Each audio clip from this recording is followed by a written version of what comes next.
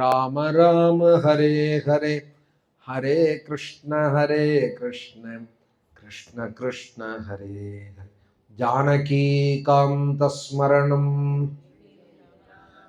गोपिका जीवनस्मरणं हर नमः पार्वती पतये सद्गुरुस्वामिनः आञ्जनेय स्वामिनः तापिञ्चस्तबकद्विषे तनुभृतां दारिद्र्यमुद्राद्विषे संसाराख्यतमोमुषे पुररिपोः वामाङ्कसीमाजुषे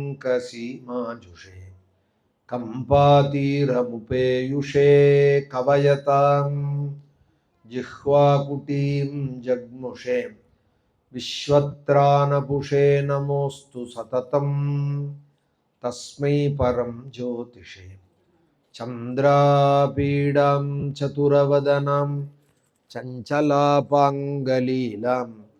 कुन्दस्मेरां कुचभरणतां कुन्तलोद्धूतभृङ्गां मारारातेर्मदनशिखिनं मांसलं दीपयन्तीं कामाक्षीं तां कविकुलगिरां कल्पवल्लीमुपासे राकाचन्द्रसमानकान्तिवदना नागाधिराजस्तुता मूकानामपि कुर्वती सुरधुनीनीकाशवाग्वैभवं श्रीकाञ्चीनगरी विहाररसिका शोकापहंत्री सतां एका पुण्यपरम्परा पशुपतेराकारिणी राजते श्रियं विद्यां दद्याज्जननि नमतां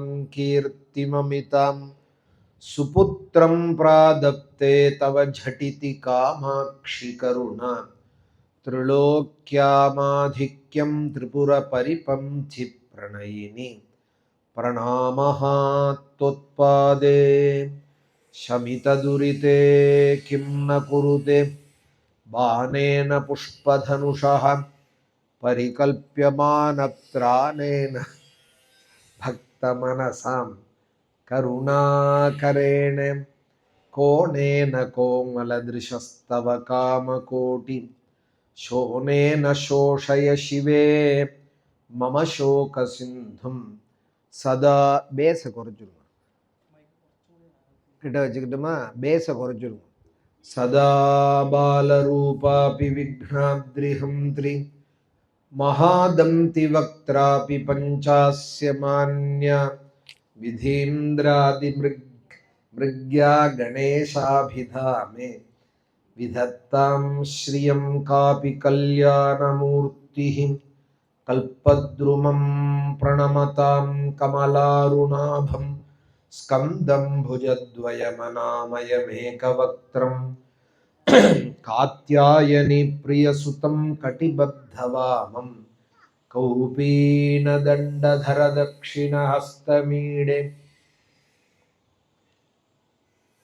यत्र यत्र रघुनाथकीर्तनं तत्र तत्र कृतमस्तकाञ्जलिं बाष्पवारि परिपूर्णलोचनं मारुतिं नमते राक्षसान्तकम् मनोजवं मारुततुल्यवेगं जितेन्द्रियं बुद्धिमतां वरिष्ठं वातात्मजं वानरयूथमुख्यं श्रीरामदूतं शरणं प्रपद्ये वैदेही सहितं सुरद्रुमतले हैमे महामण्डपे मध्ये पुष्पकमासने मणिमये वीरासने सुस्थितम् अग्रे वाचयति प्रभञ्जनसुते तत्त्वं मुनिभ्यः परं व्याख्यान्तं भरतादिभिः परिवृतं रामं भजे श्यामलं नमोऽस्तु रामाय सलक्ष्मणाय देवी च तस्यै जनकात्मजायै नमोऽस्तु रुद्रेन्द्रयमानिलेभ्यो नमोऽस्तु चन्द्रार्कमरुद्गणेभ्यः भक्तवात्सल्यजलधेः परमानन्दरूपिणः अस्मदाचार्यराजस्य प्रपन्नोऽस्मि पदाम्बुजं त्र्यम्बकपुराधीशं गणाधिपसमन्वितं गजारूढमहं वन्दे शास्तारं कुलदैवतं बुद्धिर्बलं यशोधैर्यं निर्भयत्वमरोगता अजाढ्यं वाक्पटुत्वञ्च हनुमत्स्मरणात् भवेत्.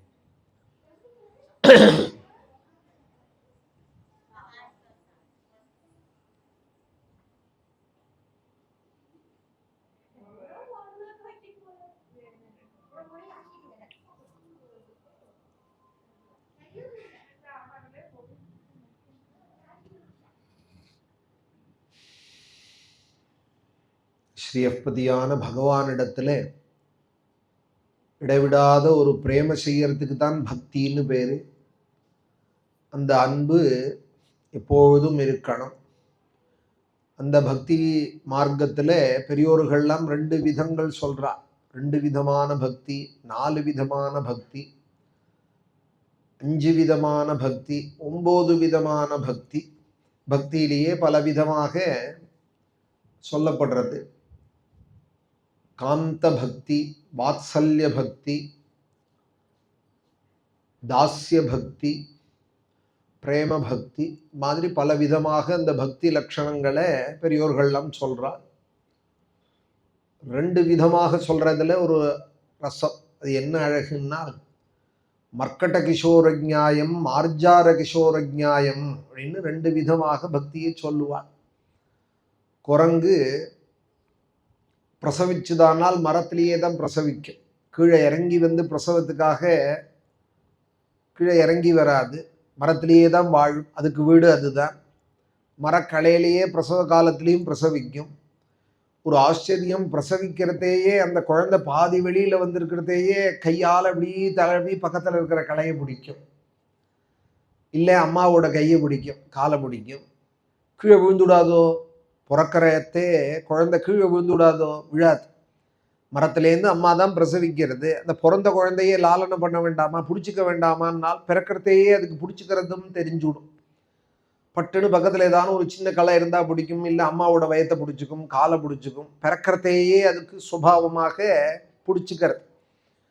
அப்புறம் 2-3 வயசு வரைக்கும் கூட சில குரங்குகள் தோல்லையே போட்டுன்னு இருக்கும், வயத்தில் கட்டின்னு இருக்கும், முதுகில் போட்டுன்னு இருக்கும். இந்த மரத்துலேருந்து அந்த மரம் தாவும், அந்த மரத்துலேருந்து இந்த கிளைக்கு தாவும். அம்மா பிடிச்சிக்காது குழந்தைய, குழந்தை தான் அம்மாவை பிடிச்சிக்கும். அம்மா தானே பிடிச்சிக்கணும். நம்ம இப்போ மனுஷ வர்க்கங்களில் கீழே விழுந்துடாமல் இருக்கிறதுக்கு அம்மா தான் பிடிச்சிக்கிறா. பாட்டி இருந்தால் பாட்டி போகிறா, கீழே விழுந்துட போகிறாள் ஒன்று போய் பிடிச்சிக்கிறதுக்கு போகிறா. ஆனால் மர்க்கட சம்பிரதாயத்தில் எப்படின்னால் அம்மா பிடிச்சிக்கவே பிடிச்சிக்காது. அது பாட்டு போயிட்டே இருக்கும், தாவின்ண்டே. பிரசவமே மரத்தில் வந்து பண்ணுறதுன்னா அது எவ்வளோ தூரம் பொறுப்பு இருக்கும் குழந்தைகிட்ட. ஆனால் குழந்தை தான் பிடிச்சிக்கும் முதுகில். அது தாவி போகிறதையும் முதுகில் கட்டியாக பிடிச்சிக்கும், வயத்தில் இருக்கிறதையும் கட்டியாக பிடிச்சிக்கும் அம்மாவை. இது ஒரு வித பக்தி. அதுபோல பகவானை நம்ம பிடிச்சிக்கிறது அப்படிங்கிறது ஒரு பக்தி. அப்புறம் இன்னொரு மார்க்கம் என்ன அப்படின்னா, பூச்சையோட மார்க்கம். மார்க்கட கிஷோர ஞாயம், மார்ஜார கிஷோர ஞாயம் அப்படின்னு. மார்ஜாரம்னு பேர் சம்ஸ்கிருதத்தில் பூனைக்கு, மலையாளத்தில் அது பூச்சைங்கிறார். அது என்ன பண்ணும்னா, குட்டி போட்டுதானால் அந்த குட்டிக்கு ரொம்ப சில நாட்களாகும் கண்ணை திறக்கிறதுக்கு, எழுந்து நடந்து விவகாரம் பண்ணுறதுக்கு. இந்த பூனைக்கு ஒரு அஜ்ஞானம் என்னன்னா, ஒரே இடத்துல வச்சா யாராவது வந்து ஆபத்து வந்துடுமோ குட்டிக்குன்னு தன் வாயால் ஜாக்கிரதையாக பல்லு விடாத அந்த குழந்தைய கழுத்துலையோ வயத்துலையோ கவ்விண்டு இங்கேருந்து அந்த பரணையில் வைக்கும், அந்த பரணையிலேருந்து இந்த ஓட்டில் வைக்கும், அப்புறம் நம்ம பார்த்து லாஃப்டில் வைக்கும், கார்த்தால ஒரு இடத்துல வைக்கும், சாயங்காலம் ஒரு இடத்துல வைக்கும். அதுக்கே தட்டுக்கிடும் எங்கே வச்சோம் குழந்தையன்னு சுற்றி சுற்றி வரும் வீட்டில். அது மாதிரி மாற்றிகிட்டே இருக்கும். சில பேர் அப்படியே ஆற்றுல சாமானெல்லாம் பிரட்டின்ண்டே இருப்பாள். இங்கேருந்து அதுங்க கொண்டு வைக்கிறது, அங்கேருந்து இங்கே வைக்கிறது. ஆற்றுல இருக்கிறவால ஏற்கனவே தேடின்னு இருக்கும் ஒரு சாமானையும். 2 பேர் இதுக்குன்னு இருந்தாலும் வச்சுக்கோங்க, பிரட்டின்ண்டே இருந்தாலும் ஹாலில் இருக்கிறத கொண்டு கிச்சனில் வைக்கிறது, கிச்சனில் இருக்கிறத கொண்டு ஸ்டோர் ரூமில் வைக்கிறது. அப்புறம் நாள் முழுக்க விழிச்சுட்டு இருக்கிற நேரம் முழுக்க எதையாவது தேடிகிட்டே இருக்கிறது. இதில் நம்மளா மறந்து வச்சு தேடுறது ஒரு விதம். சாதாரணமாக வச்சதையே தேடுறா போல எங்கேயாவது கொண்டு போய் மாற்றி வச்சுட்டு வந்துடுவா. அது ஒரு விதம்.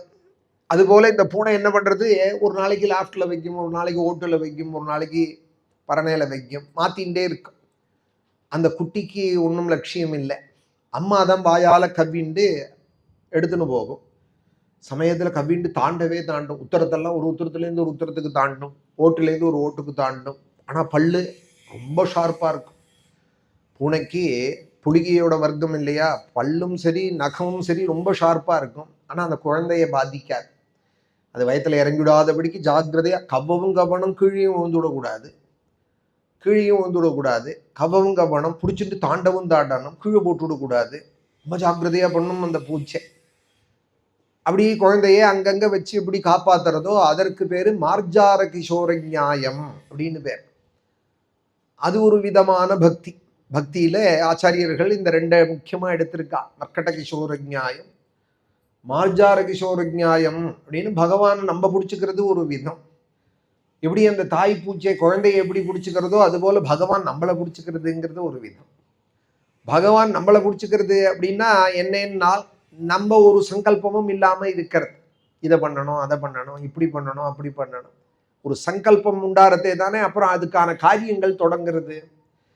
இப்போ போய் மார்க்கெட்டில் காய் வாங்கணும், நல்ல வெள்ளை பார்க்காயாக வாங்கிட்டு வரணும் அப்படின்னா உன்னை எப்போ போகலாம், எப்போ கடை திறப்பான், எப்போ போகலாம், காரில் போகலாமா, டூ வீலரில் போகலாமா, உடனே அடுத்தடுத்து சங்கல்பங்கள் உண்டா. உடனே கடையில் போய் வாங்கிட்டு வரும். அந்த கடையில் இல்லைன்னா அடுத்த கடைக்கு போகிறோம். இப்போ இத்தனை காரியங்களும் எதில் உண்டாச்சுன்னா ஒரு சாமான் வேணும்னு சங்கல்பிக்கிறதே உண்டாரு. சங்கல்பமே இல்லைன்னா இப்போ எங்கே போகணும், என்ன பண்ணணும் அப்படின்னு ஒரு சங்கல்பமும் இல்லாமல் சோம்பேறியாக இருக்கிறது வேற. சோம்பேறியாக இருக்கிறத பற்றி கீதையில் பகவான் சொல்லலை. அதுக்காக இவ்வளோ மெனக்கெட்டு நான் இதை சொல்லிட்டு இருக்கல. பிரவச்சனத்தில் இப்போ சுந்தரகாண்டனும் பாக்கி கதை இருக்குது. இதில் போய் நான் இப்போ இதை சொல்லிட்டு இருக்கிறது சும்மாவே இருன்னா அது வெறும் சாப்பிட்டு சாப்பிட்டு சும்மா இருன்னு சொல்லலை. நிசங்கல்போ பவார்ஜுனா அப்படிங்கிறார் கீதையில் பகவான் கீதையில் ரெண்டு விதமான பக்தி மார்க்கத்தையும் நமக்கு சொல்கிறார். கர்மன்னேவாதிகாரஸ்தே மாபலேஷு கதாச்சன மாதே சங்கோஸ் தொகர்மணி. செய்கிற காரியத்தில் சங்கல்பம் இல்லாத செய்யறது. நான் இப்போ ஆஃபீஸுக்கு போயிட்டு வந்தால் தானே 1ஆம் தேதி சம்பளம் போடுவான் அப்படின்னு நினச்சிட்டே 30 நாள் ஆஃபீஸுக்கு போகிறது ஒரு விதம். நான் செய்கிற கடமையை செய்கிறேன், பலன் தானே வரும் 1ஆம் தேதியான அவனே போடுறான். நம்பிக்கையான கம்பெனியாக இருந்ததானால் அது தானே வரப்போகிறது. சரியான இடத்துல வேலை செஞ்சோமானால், சரியான வாழ்க்கை செஞ்சோமானால் அது 30 நாளும் கவலைப்பட வேண்டாமே. 30 நாளும் அடுத்த மாதம் சம்பளம் போடுவானா, அடுத்த மாதம் சம்பளம் போடுவானான்னு கவலைப்பட்டு வேலை செய்கிறது ஒரு விதம். செய்கிற வேண்டியதை செஞ்சுடுறது, பலன் தானே கிடைக்கும். நம்ம அம்மா பாட்டி எல்லாம் அப்படி தான் வாழ்ந்தாள் வாழ்க்கையில்.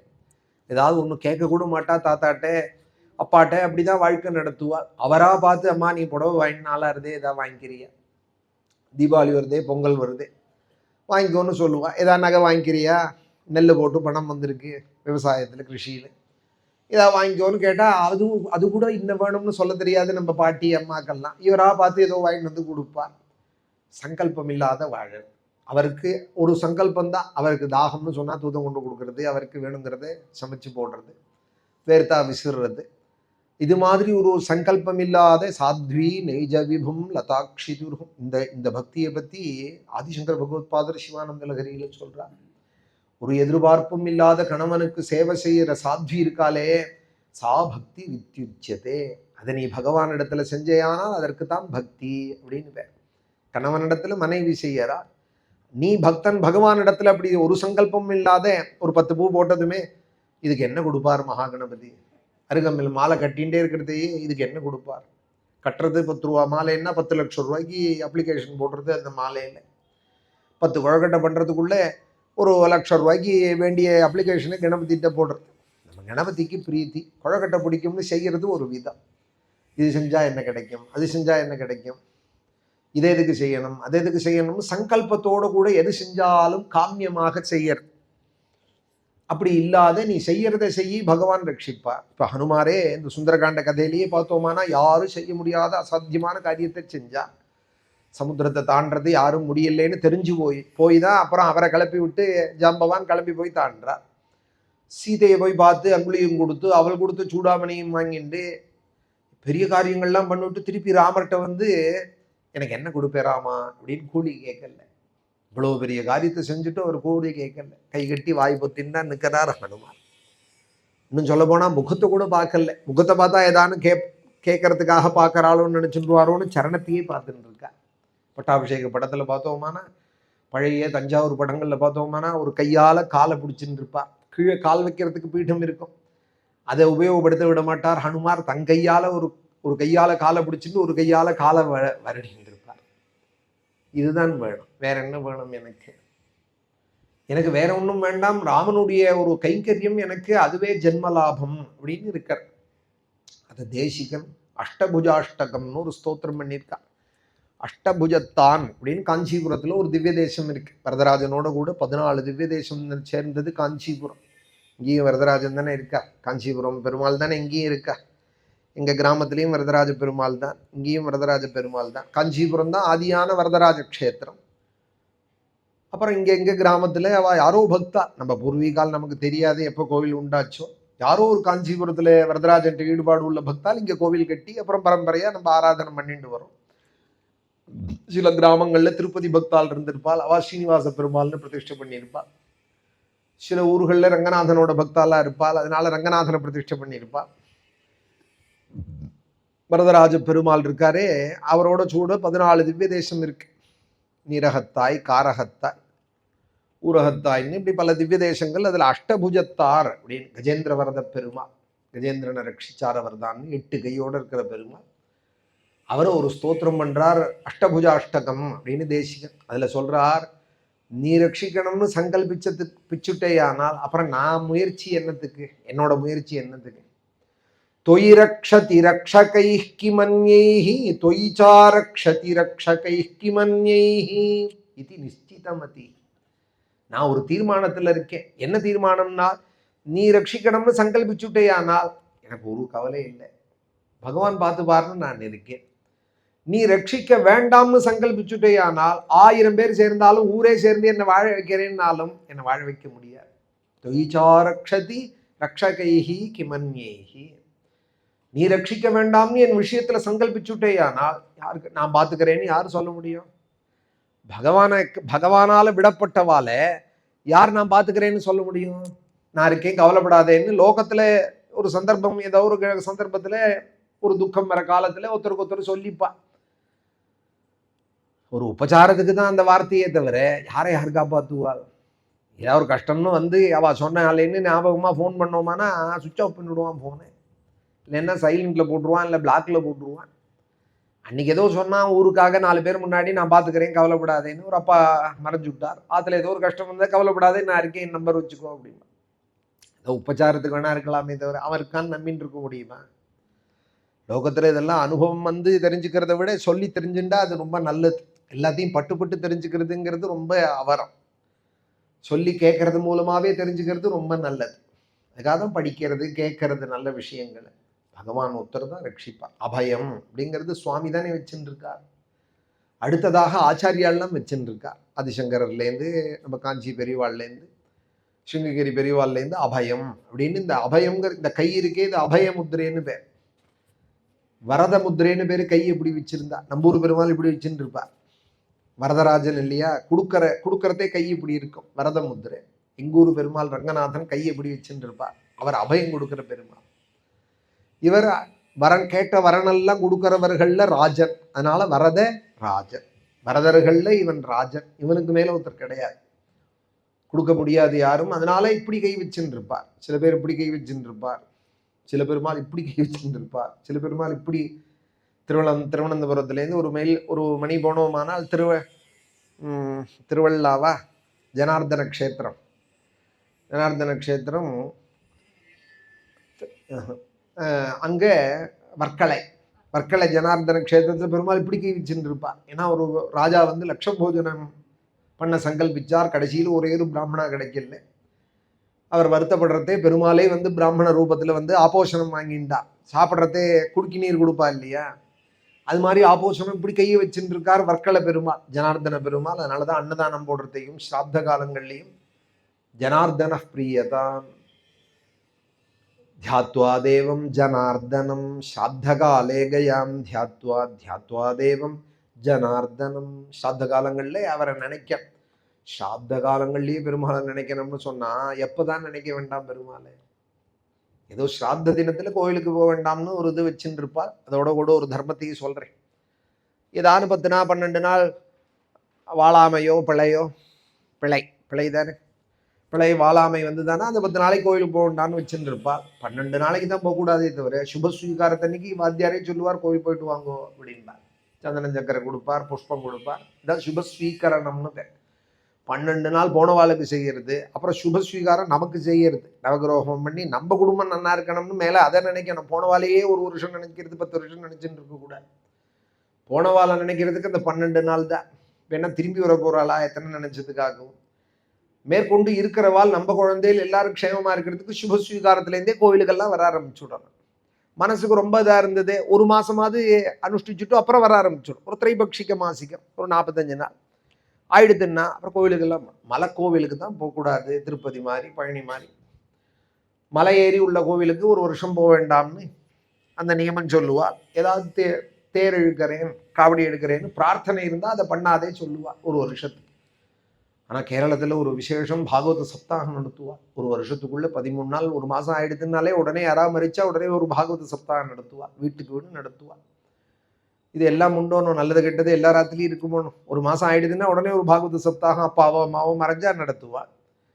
முடியல, அப்போ நடத்த முடியலன்னா ஆட்ட ஸ்ராத்தத்துக்கு முன்னாடி ஒரு சப்தாகம் நடத்துவாள். ஆட்ட ஸ்ராத்தம்னு இந்த வருஷாப்திகம் வரத்துக்கு முன்னாடி ஒரு மாதத்துல ஒரு பாகவத சப்தாகம் நடத்துவாள். பல பேருக்கு நானே நடத்தி கொடுத்துருக்கேன். அவள் அது மாதிரி பண்ணணும்னு சொல்லி. அதுபோல் ஒரு மாதம் ஆயிடுதுன்னா ஆலயங்களுக்கு எல்லாமும் போகணும். தெய்வ வழிபாடு ஒரு நாள் நிற்கக்கூடாது. இப்போ 10 பேர் இருந்தான்னு வச்சுக்கோங்க, வயசானவா 10 வருஷம் 10 கொள்ளும் கோயிலுக்கு போகாமல் இருப்பாள? நீங்கள் நினச்சி பாருங்க. அது நம்ம மனசுக்கே அது சரின்னு படுறதா? அது சரியில்லை. ஏதோ ஒரு 10 நாள் அனுஷ்டிக்க வேண்டியது ஒரு மாதம் அனுஷ்டிக்கலாம். அப்புறம் அங்கங்கே ஆலயத்துக்கு வரணும், சுவாமியை கணபதியான தோழணும், ஒரு தீபம் போடுறதானா தீபம் போடணும். சின்ன சின்ன தர்மங்கள் தாராளமாக செய்யலாம். செய்ய வேண்டியதை விட்டுவிடக்கூடாது. நம்ம நன்னா இருக்கிறதுக்கும் போனவாலையும் நினைக்க வேண்டியதா, நம்மளையும் நினச்சிக்கணும். கொஞ்சம் போனவாலையும் நினச்சிட்டு அதையே ஒரு வருஷம் விட்டிக்கிறது, 10 வருஷம் விட்டிக்கிறதுன்னு நினைக்கக்கூடாது. நம்மளும் நன்னா இருக்கணும், குழந்தைகளும் நன்னா இருக்கணும். ஸ்ராத்த தினத்தில் வேணால் கோயிலுக்கு போக வேண்டாம். மாசிகம் நடந்ததுன்னா அன்றைக்கி வேணால் போக வேண்டாம். மிச்ச நாட்களெல்லாம் ஆலயங்கள்லாம் தோழணும். ஆலயங்கள்லாம் போய் பிரதட்சணம் பண்ணணும், நமஸ்காரம் பண்ணணும். பெரிய பிரார்த்தனை வேணால் பண்ண வேண்டாமே தவிர, நவராத்திரி குழு வச்சு வேணால் கூத்தடிக்க வேண்டாமே தவிர, வேணும்னே சில பேர் குழுவெல்லாம் வச்சு உடனே பெருசாக அப்படி ஆரம்பிப்பாள். அதெல்லாம் பண்ணக்கூடாது. பெரிய சுமங்கலி பிரார்த்தனை பண்ணுறது, கொழு வைக்கிறது, அது மாதிரி காரியங்கள், தீபம் வைக்கிறது, இதெல்லாம் வேணால் ஒரு வருஷத்துக்கு வேண்டாம்னு வச்சுப்பாலே தவிர, கல்யாணமே வந்தால் பண்ண மாட்டோமா? குழந்தைக்கோ பொண்ணுக்கோ பையனுக்கோ ஒரு வருஷத்துக்குள்ளே கல்யாணம் வந்தால் பண்ணுறோமா இல்லையா? பண்ண அவள் சந்தோஷப்படுவாள்னு இங்கே சில ஆண்களில் பண்ணுவாள். போனவாளும் சந்தோஷப்படுவாள்னு 3 மாதம் 6 மாதம் கல்யாணமே பண்ணால் கோவிலுக்கு வரக்கூடாதா? நம்ம க்ஷேமத்தை நம்ம தான் நினைக்கணும். உத்தரேத் ஆத்மனாத்மானம் ஆத்மானம் அவசாதையேத்துன்னார் கீதையில் பகவான். உன்னை நீந்தான் உயர்த்திக்கணும். ஆத்மைவ ஹியாத்மனோ பந்து, உனக்கு நீந்தான் பந்து. நல்லது யார் சொன்னாலும் எடுத்துக்கணும். அதில் ரொம்ப விசாரம் பண்ணிட்டு இருக்கக்கூடாது. இதை ஏன் பண்ணுறேன் என்ன பண்ணுறேன்னு எல்லாருக்கும் பதில் சொல்லி ஒரு காரியத்தை செய்யவே முடியாது. அவள் என்ன கேட்பாளோ, இவா என்ன கேட்பாளோ, அவள் என்ன நினச்சிப்பாளோ, இப்படின்னு நினச்சிட்டு இருந்தால் திண்ணையில் உட்காண்டே இருக்க வேண்டியதான், நினச்சிட்டே இருக்க வேண்டியது. ஒரு நல்ல காரியம் செய்யின்னு சொல்ல யாரும் வரமாட்டா. ஏன் செஞ்சேன்னு கேட்கறதுக்கு வேணால் 4 பேர் உருவாலே தவிர, நல்ல காரியத்தை நீ பண்ணு, ஒரு கனகதாரா ஸ்தோத்திரம் சொல்லு, ஒரு ஆதித்ய ஹிருதயம் சொல்லுன்னு யார் சொல்லிக் கொடுப்பா? நம்ம நன்னா இருக்கணும்னு உண்மையாக நினைக்கிறவா தான் நமக்கு ஒரு நல்ல வழி சொல்லுவார். பஞ்சாட்சரம் ஜெபம் பண்ணு, ஒரு விஷ்ணு சஹஸ்ரநாமம் சொல்லுன்னு நம்ம க்ஷேமமாக இருக்கணும்னு நினைக்கிறவா தான் சொல்லுவாளே தவிர, கொடியாது மாமாவோ இல்லை அடுத்த ஊர்லேருந்தோ தெருலேருந்தோ யாராவது சொல்லுவாளா? சொல்ல மாட்டான். மாதிரி சத்சங்கங்களில் தான் கேட்டு மனசில் வச்சுக்கணும். ஆலயம் தொழுறதெல்லாம் ஒரு நாளும் ஆலயம் தொழுவது சாலமும் நன்று. நித்தியம் கோவிலுக்கு போகணும். கார்த்தால விஷ்ணு ஆலயம், சாயரக்ஷ சிவாலயம், கணபதியான எப்போதும் நினைக்கணும். எந்த காரியத்திலையும் கணபதியான குட்டிக்கணும். அவர் நினைச்சு தான் எல்லாம் செய்யணும். அது மாதிரி ஒரு கஷ்டம் வந்தது, ஒரு இது வந்ததுன்னா நான் பார்த்துக்கிறேன்னு சில பேர் சொல்லுவாள். எல்லாம் ஒருத்தரும் பார்த்துக்க மாட்டான். பகவான் தான் நமக்கு ரட்சகங்கிறத தீர்மானமாக மனசில் வச்சுக்கணும். அதுதான் தேசிகன் சொல்கிறார், மார்ஜார கிஷோர நியாயம் அப்படின்னு பேர். நம்ம பகவானை பிடிச்சிக்கிறதுல ஒரு ரிஸ்க் இருக்கு. பிடிச்சுட்டே இருக்கணும், விட்டுவிடக்கூடாது. குரங்கு அம்மா தூங்கினாலும் இது தூங்கி போயிடக்கூடாது, மரக்கலையில் பிடிச்சுட்டே இருக்கணும். தூங்கி போனால் விழுந்து விடும் கீழே. ஆனால் மார்ஜாரத்துக்கு அப்படி கவலை இல்லை. பூச்சைக்கு அது பாட்டு தூங்கிட்டே இருக்கும், இது பாட்டுக்கு வாயால் கவி ஜாக்கிரதையாக ரட்சிச்சுட்டே இருக்கும். அதுபோல தொயி ரக்ஷதி ரக்ஷகை கிமன்யைஹி தொயிச்சா ரக்ஷதி ரக்ஷகை கிமன்யைஹி. நீ என்னை ரட்சிக்கணும்னு முடிவு பண்ணிட்டே, ஆனால் நான் என்ன பிரயத்தனம் பண்ணணும்? நீ என்னை ரட்சிக்க வேண்டாம்னு நினைச்சுட்டே, ஆனால் யார் என்ன ரட்சிக்க முடியும்? தொயி பிரவருத்தே, இன்னொரு ஸ்தோத்திரத்துல சொல்றார், தொயி பிரவருத்தே மம கிம் பிரயாசைஹி தொயி அப்பிரவருத்தே மம கிம் பிரயாசைஹி. நான் என்ன இருக்கணும்னு பிரபு நீ நினைக்கிறதே, நான் என்னத்துக்கு தனியா ஒரு முயற்சி செய்யணும்? இல்லையா? அப்பா அம்மா இருக்கால் பாத்துக்கிறாள்னு குழந்தைகள் எப்படி நிம்மதியே இருக்கு? பெரியவா இருக்கால் ஆத்துல, பொறுப்புள்ள அப்பா அம்மாவா இருந்தால் குழந்தைகள் கவலை இல்லாம இருக்கு. எல்லாருமா சேர்ந்து கவலைப்படணும் ஆத்துல? கவலைப்பட வேண்டாம். கவலைப்படுறதுக்குன்னு ஒருத்தர் இருப்பார், அவர் கவலைப்பட்டா போதும். வாசலை சாத்திண்டு, கொள்ளையை சாத்திண்டு, ஜன்னலை சாத்திண்டு, லைட்டை யாராவது போட்டா அணைச்சிண்டு, இப்படி ஆத்துல ஒருத்தர் எப்போதுமே தம்பதிகள்ல ஒருத்தர் கவலை ஏற்பட்டு இருப்பார், ஒருத்தர் ஹாயா இருப்பார். சில ஆண்கள்ல மாமா அப்படி இருப்பார், சில ஆண்கள்ல மாமி இப்படி இருப்பார். இப்போ பாட்டு போட்டுட்டே போவார், லைட்டு ஃபேன் எல்லாத்தையும் பின்னாடியே மாமா அணைச்சுட்டே போவார். கதவை திறந்து போட்டு அவா போயிட்டே இருப்பாள். சில பேர் வந்து சாத்திகிட்டே இருப்பாள். ஒருத்தர் பொறுமையை கவலைப்பட்டா எல்லாரும் எது கவலைப்படணும்? ஒருத்தர் கவலைப்பட்டா பொறுமைன்னு அவளும் தெரியாம இல்லை, இவர் சொல்லிகிட்டே இருப்பார், அவர்தான் இருக்காரே கவலைப்பட, சாத்திரத்துக்குன்னு தான் ஒருத்தர் இருக்காரே ஆத்துல, நம்ம என்னத்துக்கு அப்படின்னு தொலை எங்கேயாவது வச்சுட்டோம்னா எடுத்து தரத்துக்கு தான் மாமி இருக்காளே அப்படின்னு கவலை இல்லாமல் இருப்பாள். இதையாவது சாமானே அவ கவலை இல்லாமல் இருந்துட்டு போட்டுமே, ஒருத்தராது கவலை இல்லாமல் இருக்கட்டுமே, ஒருத்தர் தலையில இருக்கட்டும் கவலை முழுக்க.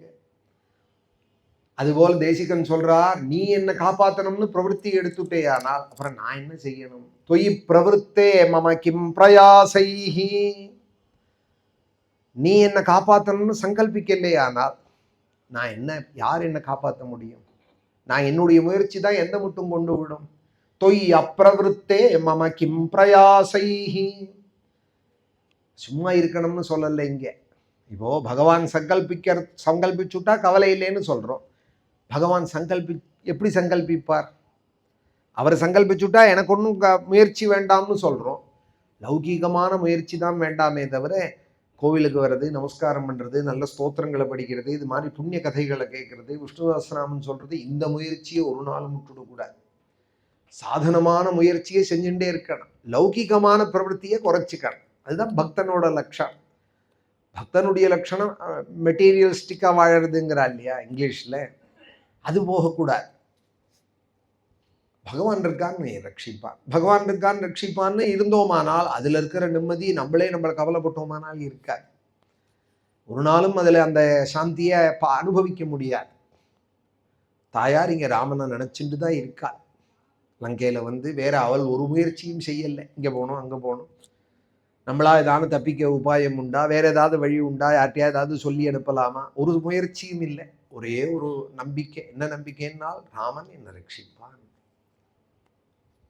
ராமன் என்னை கைவிட மாட்டான். அவனோட தயை இன்னும் ரட்சிக்கல. 10 மாசம் ஆயிடுத்தேன்னா இன்னும் அவனுக்கு சங்கல்பம் திருடமா ஆகல என்னை காப்பாற்றணும்னு. 10 வருஷம் அடிபட்டுன்னு இருந்தா செகண்டராபாத் ஜெயில்ல. கோபண்ணா அப்படிங்கிற தாசில்தார், ஆந்திர தாசில்தார் ஒருத்தர், தானிஷாவோட காலத்துல, முஸ்லீம் ராஜ்யம் நடந்துட்டு இருக்கிற காலத்துல அவனுக்கு கட்ட வேண்டிய வரி பணத்தை வாங்கி இவர் கோவில் கட்டி விட்டார். கோதாவரி கரையில அழகான ஸ்ரீராமனுக்கு ஆலயம். வரி வரும்னு அவன் நினைச்சுட்டு இருக்கான். வரியே காணும்.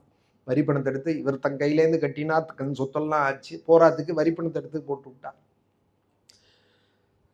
குண்டா அந்த கோபண்ணாவேன்னா, எங்க பணம்னா கோவில் கட்டியாச்சுன்னார். யார் பணத்தை எடுத்து யார் கட்டுறது கோவில்? போடு, ஜெயிலில் போடுன்னு விட்டான். இன்னைக்கும் அவர் இருந்த ஜெயில் 10 வருஷம். நித்தியம் 100 சவுக்கடி. யாரை கேட்டுன்னு நீ ராஜ்யத்தில் கொடுக்க வேண்டிய பணத்தை எடுத்தேன்னு 10 வருஷமும் 100 சவுக்கடி அடி வாங்கினார். தன் நகத்தாலேயே அந்த ஜெயிலில் செவுத்தை நோண்டி ராமன், லக்ஷ்மணன், சீதை, ஹனுமார் தன் கையாலேயே வரைஞ்சி வச்சுட்டு ராமா ராமா ராமா ராமா ராமா దయచూచి రక్షించి మము మేను రామారణ రంగ భీమా జగదవి ராமா దయచూటவே. நீ ரட்சிப்ப, எனக்கு தெரியும். எப்போ ரட்சிப்ப? உன்னுடைய தயை எப்ப என் விஷயமாக உதயமாக? భద్రాచల దామానను బ్రోవவே, சொல்லு என்னை எப்ப வந்து காப்பாத்து. தாட்டக சம்ஹரண ராமா தாட்டக சம்ஹரண. இப்படியே பாடுறார். ஆயிரக்கணக்கான கீர்த்தனங்கள். ராமன் வருவான், ராமன் ரட்சிப்பான், ரட்சிப்பான்னு இருந்தார். ஒரு நாள் ராமன் வந்தார். லக்ஷ்மணனோட வந்து அந்த தானுஷாக்கு 2 மூட்டை மொஹராவையும் கொட்டி அவன் முன்னாடி, கோபண்ணா எடுத்து இந்த பணத்துக்கு வட்டியோடு இருக்குது இந்த பணம், கோபண்ணாவை விடுவிச்சேன்னு எழுதி கொடு அப்படின்னார். ராத்திரி 12-1 மணிக்கு தூங்குற தானுஷா கதவை தட்டி கொண்டு கொட்டுறா. கொட்டி கிருஷ்ணனாக இருந்தால் சொப்னத்தில் வந்து மிரட்டி இருப்பார், வேற தெய்வமாக இருந்தால் மிரட்டி இருப்பார். இது நியாய தெய்வமோனும் ஸ்ரீராமன், மரியாதா புருஷோத்தமன். அதனால அவர் எடுத்துட்ட பணம் எத்தனையோ தனக்கு தானே கோவில் கட்டினார். அதுவும் சீதம்மாவுக்கு இந்த பத்ராச்சலத்தில் அவர் என்னென்ன பண்ணினாருங்கிறதுக்கு ஒரு சாம்பிள் சொல்கிறேன். சீதைக்கு போட்டிருக்கிற தாலி மாத்திரம், ஸ்ரீமங்கல்யம் மாத்திரம் 36 பவுனில் பண்ணியிருக்கார். சீதைக்கு அவர் போட்ட ஸ்ரீமங்கல்யம் மாத்திரம் 36 பவுனில் பண்ணியிருக்கார். ஆனால் பாக்கி ஆபரணங்கள்லாம் எவ்வளோவில் பண்ணியிருப்பார்? ஆனால் 36 பவுனுக்கு தாலி பண்ணுவாளா? வைர ஈரம் வேணா பதைப்பா, வைரத்தாலியாக அழைச்சி போட்டுக்கணும்னு. 36 ஆசை. தேர்வடம் மாதிரி இருக்கும், அந்த கையில் கொடுப்பாள். பட்டர்கள் ரொம்ப வேண்டியவாளாக இருந்தால் பாருங்கன்னு காமிப்பால், கையில் வாங்க முடியாது. ஒரு ஸ்ரீமங்கல்யம் அடிப்படை அதுவே இவ்வளவு பண்ணியிருந்தார். ஆனால் மேற்கொண்டு ஆபரணங்கள்லாம் எவ்வளவு பண்ணியிருப்பார், எவ்வளவு கிரீட்டம், வைர கவச்சங்கள் எவ்வளவு பண்ணியிருப்பார். அவ்வளோ பண்ணி வச்சிருக்கார் ராமனுக்குன்னு. அந்த தெய்வம் தனக்காக பண்ணியிருக்கானேன்னு அந்த பணம், அதுக்குள்ள வட்டி எல்லாத்தையும் கொண்டு கொட்டிவிட்டு எழுதி கொடு கோபண்ணா கொடுத்துட்டான் திருப்பி பணத்தை என்னன்னா. தானுஷா சொல்கிறான், ராத்திரியில் வந்து கேட்குறியே, இங்கே பேனா பேப்பர் ஓலை எழுத்தானே இல்லையேங்கிறான். உடனே லக்ஷ்மணன் தன் பட்டை கிழிச்சு இதில் எழுதி கொடு, இங்கே இருக்குது மை, அதை எடுத்து விளக்கு மை இருக்குது அதால் எழுது, இங்கே விளக்கு போட்டுருக்கு, கோபண்ணா கடன்லேருந்து விடுபட்டார் அப்படின்னு எழுதி வாங்கி இவர் பாதாள சிறையில் இருக்கார். யாரோடையும் சேர்ந்து இல்லை, தனியாக போட்டு வச்சுருக்காங்க. அந்த சிறையில் மேலே இருக்குது ஜன்னல். போகிற போக்கில் அந்த ராமன் லக்ஷ்மணனுமா அந்த பட்டில் எழுதி வாங்கிட்டாரே அதை ஜன்னல் வழியாக தூக்கி போட்டுட்டு போயிட்டார். மறுதினம் கார்த்தால ஓடி வந்து ராஜா காலில் விழுந்து, நீங்கள் கொடுக்க வேண்டிய பணங்கள்லாம் வந்து கொடுத்து அப்படிங்கிறான். இவரும் பட்டை எடுத்து பார்க்குறார், எழுதியிருக்கு பணங்கள்லாம் பெற்றுக்கொண்டேன்னு. ரட்சிப்பார், ரட்சிக்காத போயிட மாட்டார். அதுபோல 10 மாச காலங்கள் தாயார் ராமன் வருவார் என்னை கைவிட மாட்டார். தீனோவா ராஜ்யஹீனோவா யோமே பர்த்தா சமே குரு. பொறுமைதான் வேணும் பக்திக்கு என்ன வேணும்? திதிக்ஷதான் வேணும். இப்போ 1 மணி கதை கேட்குறோம்னா 1 மணி அந்த பொறுமையாக உட்காந்து கேட்டால் தானே நல்ல விஷயங்கள் 4 கேட்க முடியும். சொல்லணும்னாலும் நான் சொன்னால் தானே முடியும். இப்போ பொறுமையே இல்லையே. சாப்பாட்டில் கூட ஃபாஸ்ட்டு ஃபுட்டும் பத்தலை. வேகாத அரைவேக்காடாக ஒரு தோசை, அதில் ஏதோ காயெல்லாம் போட்டு பிஸான்னு திங்கிறது. அது பார்த்தா வேகாத ஆப்பம் மாதிரி இருக்கிறது. அதை வச்சுட்டு உட்காண்டு போகிறோம்னு நினைக்கிறது அதுவே. அது ஆரோக்கியத்துக்கும் இல்லை, பசியும் அடங்கல்ல. பொறுமை இல்லை, குறைஞ்சுட்டே இருக்கு. யாருக்கும் பொறுமையே இல்லை, குறைஞ்சுட்டே இருக்கு. பக்திக்கு பொறுமை தான் வேணும். பகவான் ரட்சிப்பார்னா அந்த க்ஷமதான் நமக்கு வந்து பெரிய பூஷன். ராமேதி சதைவ புத்தியா விசிந்திய வாசா ப்ருவதி தமேவா. ராமன் வருவான், என்னை காப்பாற்றுவான். தீனோவா ராஜ்யஹீனோவா யோமே பர்த்தா சமே குரு தன்னித்யம் அனுரக்தாஸ்மி யதா சூரியம் சுவர்ச்சலான். தன் பதிவிரதைகள் பொறுமையோடு கூட கணவனை நம்பி இருந்தால், அவெல்லாம் க்ஷேமமாக இருந்தால், அதுபோல நானும் ராமனை நம்பி இருக்கேன், ராமன் என்னை கைவிட மாட்டான்னு சொல்லிகிட்டே இருக்கிறதே மேலேருந்து ஆஞ்சநேய சுவாமி ராமாயணம் சொல்லி தாயாருக்கு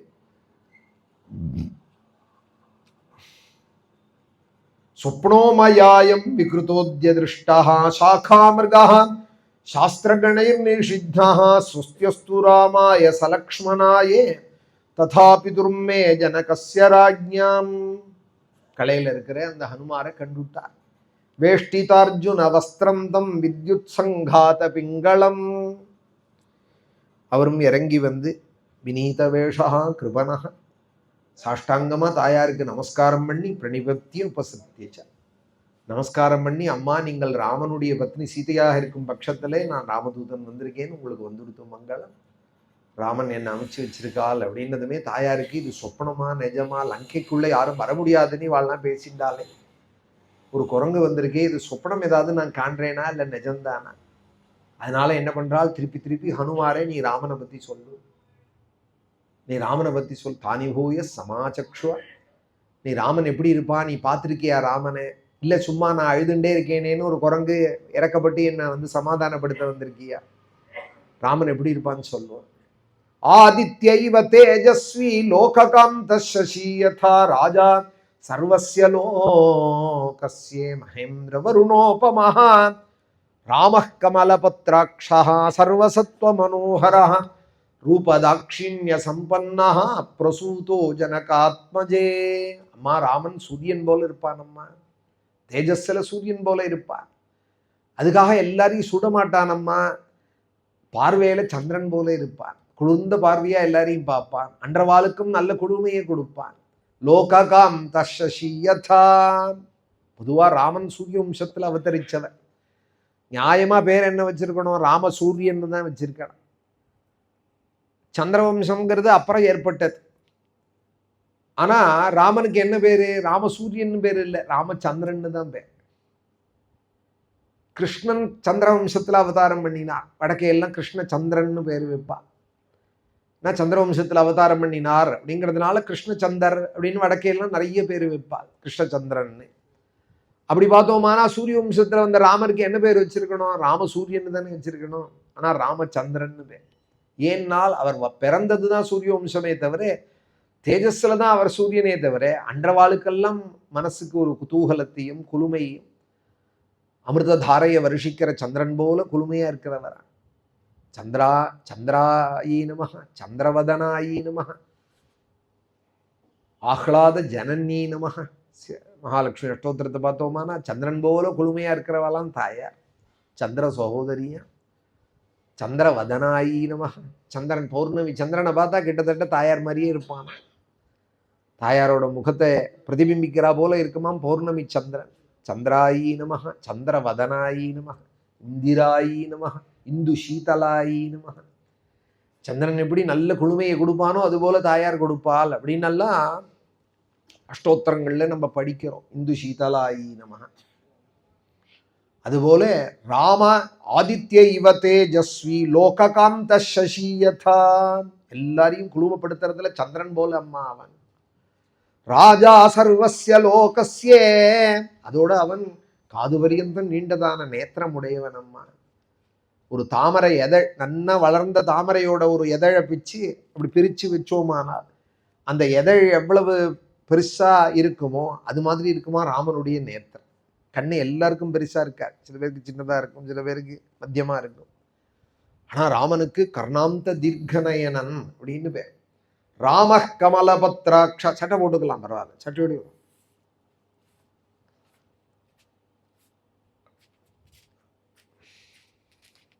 ராம கமலபத்ராட்சா சர்வசத்வ மனோகரஹான். சத்துவகுணம் உடையவாள் எல்லாருடைய மனசையும் ஆகர்ஷிக்கிறவனம் ஸ்ரீராமன். சர்வசத்வ மனோகரஹா ரூபதாட்சிண்ய சம்பன்னஹா. அழகிலையும் கொடையிலையும் ராமனுக்கு ஈடு யாரும் கிடையாது. ராமன் மாதிரி யாரும் கொடுக்க முடியாதான். ராமா ராமா ராமா ராமான்னு சொல்லிட்டு இருந்தோமானா என்னென்ன பாக்கியங்கள் வேணுமோ எல்லாம் நம்மளை தேடி வரும். பர்ஜனம் பவபீஜானாம் மார்ஜனம் சுக சம்பதாம் தர்ஜனம் யமதூதானாம் ராமராமேதி கர்ஜனம். இறஞ்சு மாத்திரம் சொல்லணும், ராமராமேதி கர்ஜனம்னா எவ்வளோக்கு எவ்வளோ ராமா ராமா ராமா ராமான்னு இறஞ்சி சொல்கிறோமோ அவ்வளோக்கு அவ்வளோ நமக்கு சம்சார தாபங்கள்லாம் போயிடும். லோகத்திலேருந்து ஏற்படுற தாபங்கள், குடும்பத்தில் உள்ள தாபங்கள், நமக்கே உள்ள ஆத்தியாத்மிகங்கள், எல்லா தாபங்களும் போயிடும். பர்ஜனம் பவபீஜானாம் ஆர்ஜனம் சுகசம்பதாம். நம்மளை தேடி வரும் எல்லா பாக்கியங்களும். ஆபதாம் அபஹர்த்தாரம் தாத்தாரம் சர்வசம்பதாம் லோகாபிராமம் ஸ்ரீராமம் பூயோ பூயோ நமாமியகம்னு இதை சொல்லிகிட்டே இருந்தோமானால் நமக்கு என்னென்ன வேணுமோ எல்லா பாக்கியங்களும் தேடி. ஆர்ஜனம் சுகசம்பதாம். யமதூதால அடிச்சு விரட்டுமா. அகால மரணத்துக்கு ஒரு நாளும் இடம் தராதான் ராமநாமம் ஜெபிக்கிறவாளுக்கு. யாராவது கிட்ட வந்தா கூட அவளை விரட்டுமா. தர்ஜனம் யமதூதானாம். தர்ஜனம்னா அடிக்கிறது. யமதூதால போய் அடிக்குமாம். தடி கொண்டு ராமநாமம் ஜெபிச்சோமானா அந்த நாமம். பர்ஜனம் பவபீஜானாம் மார்ஜனம் சுகசம்பதாம் தர்ஜனம் யமதூதானாம் ராமராமேதி கர்ஜனம். ராமா ராமா ராமா. தாயார் அதுதானே பண்ணிட்டு இருந்தா, நமக்கும் அதுதானே சொல்லி கொடுக்குறாள். நீ இருக்கிறபடி இரு, உன் வாழ்க்கை என்னவோ இருக்கட்டும். என்ன படிப்போ, என்ன உத்தியோகமோ, என்ன வாழ்க்கையோ அதை மாற்றிக்க வேண்டாம். மனோபாவத்தை உண்டி மாற்றிக்கோ.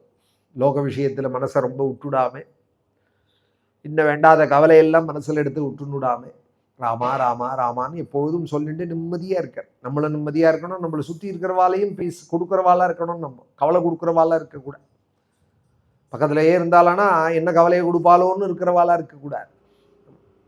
குடும்பத்துக்குள்ளேயும் சரி வெளியிலையும் சரி நிம்மதியாக இருக்கு. சாதுக்களவா அதுக்கு தானே அடிக்கடி போய் மகான்களை போய் சேவிக்கிறோம், ஆச்சாரியனை சேவிக்கிறோம். ஏன்னா அவள்கிட்ட போனால் ஒரு நிம்மதி கிடைக்கிறது. நம்மளை போல அவளும் மனுஷால் தான், அவளும் சாப்பிட்றாள் தூங்குறாள். ஆனால் அவள்கிட்ட போனால் ஒரு நிம்மதி, சாதுக்களை பார்த்தா ஒரு நிம்மதி, அவளை நமஸ்கரிச்சோமானா ஒரு சந்தோஷம். இல்லைன்னா ஒருத்தர் பட்டுன்னு நமஸ்காரம் பண்ணுவாளா? நம்மளும் பண்ணுறோம், குழந்தையிலையும் பண்ணு நமஸ்காரங்கிறோம் யாராவது சாதுக்களை கண்டா. ஏன்னால் அவளை சேவிச்சோமானா நமக்கு மங்களம். ஏன்னால் அவள் எப்போதும் ராமாயணம் படிச்சுண்டு ராமனை நினைச்சுண்டு ராமநாமம் சொல்லிண்டு நல்லதுலேயே இருக்கா. அதனால அவளுக்கு ஒரு நிம்மதி, அவளை பார்த்தா நமக்கு ஒரு நிம்மதி.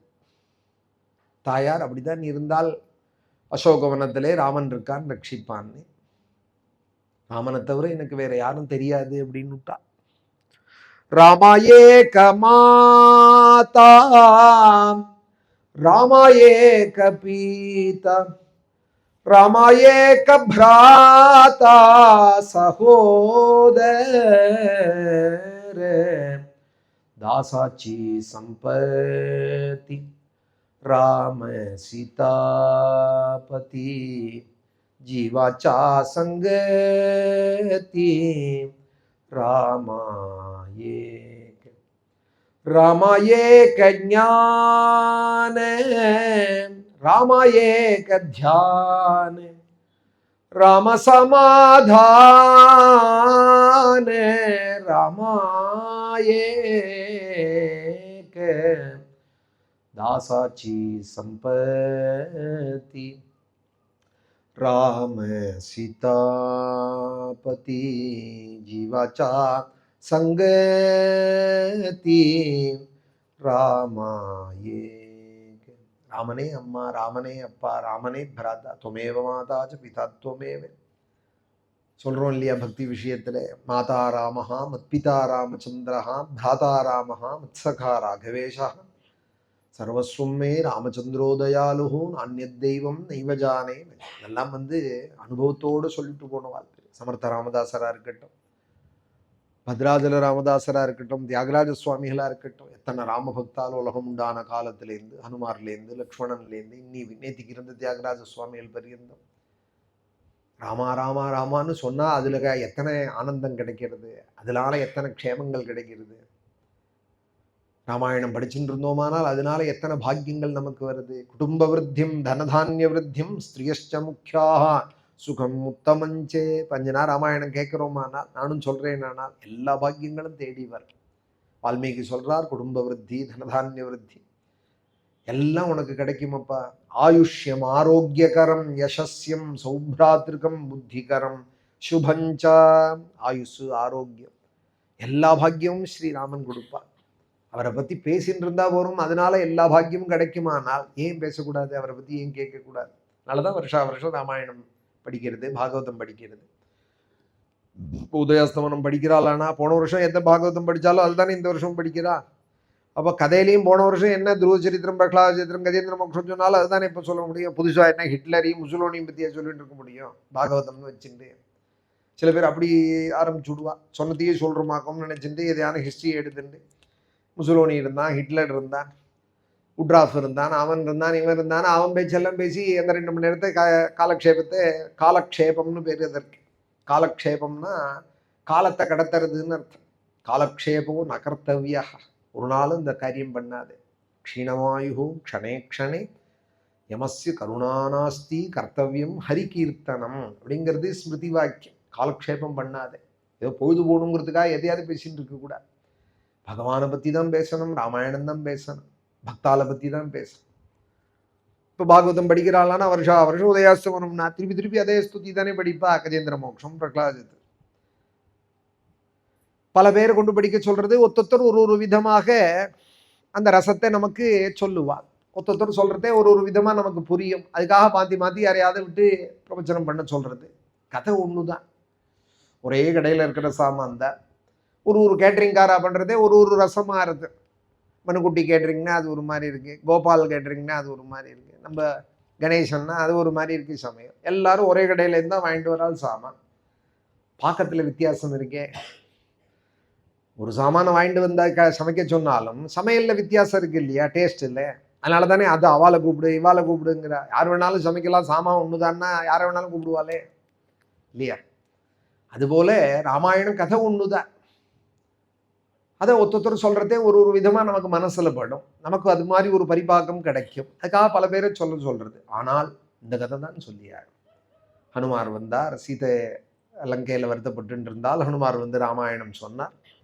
ராம கமலபுத்திராட்சா சர்வசத்துவ மனோகரா ரூபதாட்சிண்ய சம்பன்னஹா. கொடுக்கறதுல அவனாட்ட யாரும் கொடுக்க முடியாதம்மா ஹனுமார் சொல்றார்.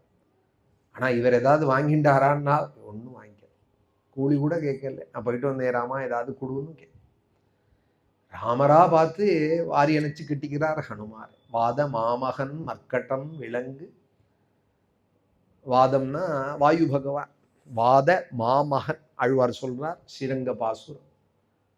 வாத மாமகன் மர்க்கட்டம் விலங்கு. ஒரு மர்க்கட்டம் ஒரு விலங்கு, அதை போய் ஓடி வாரி அணைச்சு கட்டிண்டு ஹனுமன்னே நீ செய்த கவினுக்கில்லை கைமாறி. நீ எனக்கு பண்ண உபகாரத்துக்கு நான் என்ன பண்ணுவேன்னு சொன்ன தெய்வம் ஸ்ரீரங்கத்தில் படுத்துட்டு இருக்குன்னு கேள்விப்பட்டு வந்திருக்கேன். ரங்கநாதா ஆதலால் உன் திருவடி வந்தடைந்தேன், அரங்கமா நகருளானே அடிபுகுந்தேன். ஆதலால் இந்த கதையை கேட்டு ஓடி வந்திருக்கேன். ஏழை ஏதலன் கீழ்மகன் எண்ணாது பற்றி இறங்கி. ஒரு குகனை கூட ஓடி போய் வாரி அணைச்சு கட்டின்ற தெய்வம் நீ. ஒரு ஹனுமார் வானரம்தான், மர்க்கட்டம்தான், விலங்குதான், ஆனாலும் ஓடி போய் கட்டின்ற தெய்வம்னு உன்னுடைய கதைகளை கேட்டு கேட்டு சாதுக்கள் மூலமாய் அந்த ராமன் தான் ரங்கநாதன், அந்த ரங்கநாதன் தான் ராமன்னு அவளும் திரும்ப திரும்ப ரங்கநாதனே ஸ்ரீ ராமநாமந்தாருங்கிற கதையை சொல்லி சொல்லி நானும் கேட்டு ஸ்ரீரங்கத்துக்கு வந்திருக்கேன். ஆதலால் நின் அடி புகுந்தேன். இந்த 2 சரணத்துக்கும் இடுக்கல புகுந்துட்டேன். அரங்கமா நகருளானே. இவரா போய் வாரி அணைச்சு கட்டிக்கிறார். ஹனுமார் ஒன்றும் கேட்கல. ஆனால் அவர் சொல்றார், ராமன் மாதிரி யார் கொடுக்க முடியுமம்மா? ஏன்னா சுக்ரீவனை வாழ வச்சிருக்காரு இல்லையா, ஹனுமார் பார்த்துருக்காரு. தனக்கு கொடுத்தும் தெரிஞ்சுக்கலாம், பேத்தியாருக்கு கொடுக்கறத பார்த்தும் அவராட்ட யாரும் கொடுக்க முடியாதுன்னு சொல்லலாம் இல்லையா. கொடுக்கறத யாருக்கோ கொடுக்கறத பார்த்தாலும் சொல்லலாம் இல்லையா. சுக்ரீவன் ஹனுமார் அளவுக்கு விசுவாசம் உடையவன் கிடையாது, சந்தேகப்படுறவன் தான். குரங்கோட எல்லா லட்சணமும் உடையவன் தான் சுக்ரீவன். ஹனுமாராது பக்தர் பரிபாகம் உடையவர், மகானுபாவர். சுக்ரீவன் அந்த அளவுக்கு கிடையாது. ஆனாலும் அந்த சுக்ரீவனையும் வாழ வச்சிருக்கார் இல்லையா. கையை பிடிச்சி நான் காப்பாத்துறேன்னு சொல்லி அவனையும் வாழ வச்சிருக்கார். ரூபதாட்சிண்ய சம்பன்னஹா பிரசூதோ ஜனகாத்மஜே. அம்மா நீங்க எப்படி பக்தால வாழ வைக்கிறீங்களோ, பிரசூதோ ஜனகாத்மஜே, நீங்க எப்படி எல்லாருக்கும் அள்ளி அள்ளி கொடுப்பேலோ சீதாலட்சுமி, அதுபோல ராமனும் கொடுப்பார் அப்படிங்கிறார். ஹனுமார் சீதையும் லக்ஷ்மின்னு தெரிஞ்சுட்டு இருக்கார். இப்பதான் பார்க்கறார், பேசுறார். அவர் சொல்றார், அம்மா உன்னாட்ட யார் கொடுக்க முடியும், நீ கொடுக்குற அளவுக்கு கிட்டத்தட்ட கொடுக்கறது பெருமாள் தான் அப்படிங்கிறார் ஹனுமார். உன்னாட்டம் கொடுக்க முடியாது, ஆனாலும் உன் அளவுக்கு கிட்டத்தட்ட கொடுக்கிறார் அவர். ரூபதாட்சிண்ய சம்பன்னஹா பிரசூதோ ஜனகாத்மஜே. கையை ஏந்திண்டு போனாலானால் தாயாருடைய சந்நிதிக்கு தைவல்லிக்கிழமை இன்னைக்கு குரத்தாழ்வான் சொல்றார், கையை இப்படி ஏந்திந்தானே கோயிலுக்கு போவா. சுவாமியை பார்த்தா அப்படி கையை கூப்புவாள், கையை இப்படி ஏந்துவாளணும். இப்படி ஏந்தினதுமே தாயார் தலை குனிஞ்சு விட்றாளாம். என் குழந்தை என் சந்நிதியில் வந்து இப்படி கையேந்தி நிற்கிறதே, இந்த கையில் நான் என்ன கொடுப்பேன்? இப்போ இந்த குழந்தைய இப்படி விளையாடிட்டே இருக்கிற குழந்தை இங்கே கிட்டக்க வந்து இப்படி இருந்ததுன்னா உடனே நான் தேடுவேணும்னு பையில் ஏதாவது சாக்லேட் இருக்கா, ஏதாவது இருக்கா, கொடுப்போமா குழந்தைக்குன்னு. சும்மா அப்படி கந்து கையை நீட்டினதுன்னா ஒரு குழந்தை கேட்டுதானா பக்கத்தில் ஏதாவது பழம் இருந்தால் டக்குன்னு எடுத்து பூவாவது எடுத்து இருந்தா வச்சுக்கோன்னு கழுத்தில் போடுவோம். அதுபோல் சந்நிதிக்கு வந்தவாளுக்கு கையை நீட்டுறதே தாயார் உடனே ஒரு கவலையெல்லாம் ஆழ்ந்து விடுறாளாம். என்ன கவலைன்னா குபேர சம்பத்தை கொடுப்போமா இந்த கையில, ஐஸ்வர்யம் அஷ்டைஸ்வரியத்தை கொடுப்போமா, போராது. என் குழந்தைக்கு அது கொடுத்தா போராது. அக்ஷரகத்தியம் அஷ்டமகா சித்தியை கொடுப்போமா, அதுவும் போராது. பரமம் பதம் வா இல்ல வைகுண்டத்தையே திறந்து விட்டுடுவோமா, அதுவும் போராது. கஸ்மை சிதஞ்சலி பரம் வஹதே விதீர்யே. இப்பதான் வந்திருக்கான் கோவிலுக்கு, அவனும் நித்தியம் வரவன் இல்லை, தாயாரை பார்க்காத இருக்க மாட்டேன்னு இருக்கிற பக்தன் இல்லை, ஓடி ஓடி வந்து சேவிக்கிறவன் இல்லை, நமஸ்கரிக்கிறவன் இல்லை. இப்பதான் கஸ்மைன்னா யாரோ ஒருத்தன் வழிபோக்க நாட்டு கஸ்மை சித்து யாரோ ஒருத்தன் வந்துவிட்டான். ரயிலுக்கு நேரம் இருக்கு, அதுக்குள்ள கோவில் தான் இருக்கே பக்கத்துல, திருச்சிக்கு ஏதோ வேலை நிமித்தமா வந்தான். ராத்திரி 10 மணிக்கு தான் ரயில்னதும் டைம் இருக்கே, வேணா பெருமாளை தாயாரை பார்ப்போமேன்னு வந்ததே இல்லை. வராதவன் 40-50 வருஷம் ஆனவன் இப்பதான் வரான். ஆனா தாயார் சந்தியில வந்ததும் நம்மள அறியாத கோவிலுக்கு வந்தா கையை கூப்புவோம், கையேந்துவோமோனோ, அதுபோல கையேந்துட்டானால் கஸ்மை சிதஞ்சலி பரம். அவள் சொல்றாள், 2 கையையும் தூக்கி இப்படி அஞ்சலி பண்றது பாரமா? குருத்தாழ்வான் சொல்றார், நம்ம கை நமக்கு பாரமா? கையில ஏதாவது எடுத்துன்னு வந்தா பாரம், ஏதாவது மூட்டையை தூக்கின்னு வந்தான், ஏதாவது ஒரு பெரிய பைய தூக்கின்னு வந்தானா பாரம். கீழே தொங்குற கையை இப்படி மேலே தூக்குறத பெரிய பாரம்னு நினைக்கிறாளாம் தாயார். தலைக்கு மேலேயும் தூக்கிட்டானா ஐயோ பெரிய பாரம், ஐயோ கையை வலிக்குமே குழந்தைக்கு அப்படின்னு. கையை இப்படி மேலே தூக்கின்னு நிற்கிறதே கஸ்மை சிதஞ்சலி பரம் வஹதே விதீர்யே. 2 கையை இப்படி சேர்க்கறது பாரமா? நம்ம கை நமக்கு பாரமா? நம்ம கையை தூக்குறது பாரமா? ஆனா தாயார் நினைக்கிறாளாம், இது இப்படி ஒரு பெரிய காரியத்தை பண்ணிவிடுதே இது. அஸ்மைன கிஞ்சிதுச்சிதம் கிருதமித்யதாம்ப. நான் என்ன கொடுப்பேன் இவனுக்கு நான் என்ன கொடுப்பேன்? அம்பா குருத்தாழ்வான் சொல்றார், அம்மா அப்படி யோசிச்சுட்டு என்னை பார்த்து தலையை குனிஞ்சுன்னு இருக்கியோ அப்படி. கிருதமித்யதாம்பா தும் லஜ்ஜசே கதையா. ஸ்ரீரங்கத்துல தாயார் தலை கொஞ்சம் இப்படி சாஞ்சிருக்கு, அதுவும் பெருமாளோட சேர்த்திக்கு இருந்தாலானா ரொம்பவே சாஞ்சிருக்கும். அன்னைக்கு பெருமாள் இருக்காராம் பக்கத்துல, அதனால கொஞ்சம் தாழ்வா தான் இருக்கு. பதிவிரதா சிரோமணி இல்லையா தாயார்? ஸ்திரீகளுக்கெல்லாம் பூஷணம் இல்லையா தாயார்? அம்பா சொல்லு, இங்க பெருமாள் கூட இல்லையே பக்கத்துல, நான் குழந்தை தானே, சேர்த்தியா இருந்து தலை குனிஞ்சிருந்து தானே நியாயம். ஆத்துக்காரர் நிற்கிறார் பக்கத்துல, பொங்குனி உத்தரம் சேர்த்தி மண்டபம், எல்லாரும் பார்க்கிறாள், சரணாகதி கத்தியம் பாடுறாள், அதனால தலையை செத்த குனிஞ்சு. ஸ்திரீயா இருந்தா புருஷால் கூட்டத்துல சித்த தலை குனிஞ்சுன்னு இருப்பான் அந்த காலங்கள்ல. அது மாதிரி தலையை குனிஞ்சுன்னு இருக்கேன்னா அது ஒரு நியாயம், பெருமாள் இருக்கார் பக்கத்துலன்னு சொல்லலாம். இப்ப தனி கோவில் நாச்சியார் தானே நீ, பெருமாள் கூட இல்லையே பக்கத்துல, இப்ப எதுக்கு தலையை குனிஞ்சுன்னு இருக்கே? தொம் லஜ்ஜசே கதையா. என்ன கதையான்னா சொல்லுன்னு அர்த்தம். சொல்லு, ஏன் தலை குனிஞ்சுன்னு இருக்கேன்னா. அப்புறம் அவரே சொன்னார், இந்த குழந்தைக்கு என்ன கொடுப்போம்னு யோஜனையில இப்படி தலையை குனிஞ்சுன்னு இருக்கியோ. உதாரபாவா, என்ன கொடுக்கலாம் என்ன கொடுக்கக்கூடாதுன்னு தெரியாதான் தாயாருக்கு. ஐஸ்வர்யம் அக்ஷரகதிம் பரமம் பதம் வா கஸ்மை சிதஞ்சலி பரம் வஹதே விதீர்யே அஸ்மை ந கிஞ்சிதுச்சிதம் கிருதமித்யதாம்பா தும் லஜ்ஜசே கதையா கோயமுதாரபாவா. அப்படி சொல்றார் குணரத்ன கோஷத்துல ஒரு ஸ்தோத்திரம். அதுபோல அம்மா நீ எப்படி அள்ளி கொடுப்பியோ பக்தாளுக்கு, அதுபோல ராமனும் கொடுக்குறாரம்மா. உன்னோட சேர்ந்துதான் அவரும் இந்த பழக்கம் வச்சுட்டு இருக்காருன்னு நான் நினைக்கிறேன். உன்னோட சேர்ந்ததுனாலதான் ராமனும் இப்படி உன்னை போல கொடுக்கறாருன்னு நான் நினைக்கிறேன். ராம கமலபத்ராட்சா சர்வசத்வ மனோகரா ரூபதாட்சிண்ய சம்பன்னா பிரசூதோ ஜனகாத்மஜே. அம்மா உங்களாட்டமே அவரும் அள்ளி கொடுக்கிறவர் அம்மா. ராமன் ஆதித்யன் போல தேஜஸ்வியா இருக்கிறவனம்மான்னு இப்படி பலவிதமாய் ராமன் தூதன்தான் தான்கிறத சொல்லி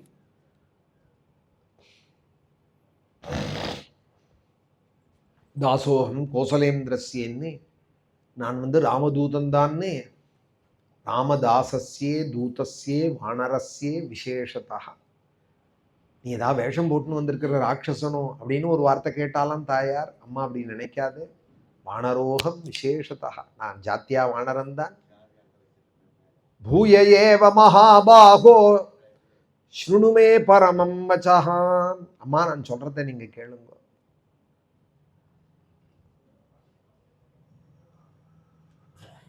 எத்தேகம் பிரியமானா நீங்க எனக்கு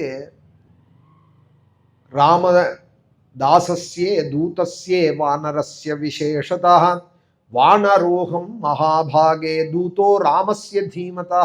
நான் வானரன் தான், நான் ராமதூதன் தான், நான் ராமதாசன் தான் அப்படின்னு தாயாருக்கு பூர்ணமா நம்பிக்கை ஏற்படுத்துகிறது. தாயார் சொல்றாள், ஹனுமன்னே 10 மாசமா கவலைங்கிற கடல்ல மூழ்கி இருந்தேன், உன் முகத்தை பார்த்தது என் கவலையெல்லாம் தெரிச்சு போயிடுதுரா ஹனுமன், கவலையெல்லாம் தெரிச்சு போயிடுது.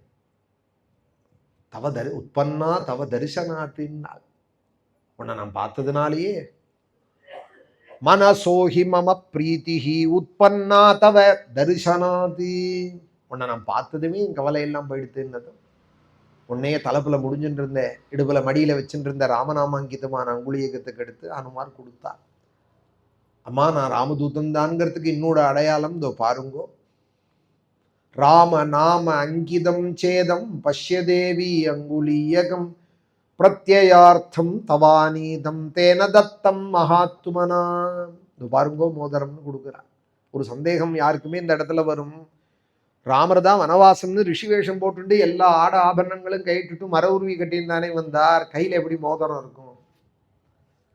மோதிரம் மாத்திரம் எப்படி போட்டுன்னு வந்திருப்பார்? அதுபோல சீதையும் தலையில ராக்கோடின்னு ஒன்று சூட்டிப்பா தலையில, அதுக்கு தான் சூடாமணின்னு பேர். தலையில ஒரு மணி சூட்டிப்பா, சந்திரபிரபை சூரிய பிரபை நெத்தி சுட்டி, இதெல்லாம் ஸ்திரீக்களுடைய ஆபரணங்கள் தலையில வச்சுக்கிறது. அதுல சூடாமணின்னு ஒரு மணி. ஸ்திரீயாவது ஏதோ ஸ்திரீக்கு உள்ள தர்மங்கள் ஆபரணங்கள்லாம் இருக்கணும்னு வந்திருக்கலாம். ராமன் கையில மோதிரம் எப்படி வந்தது?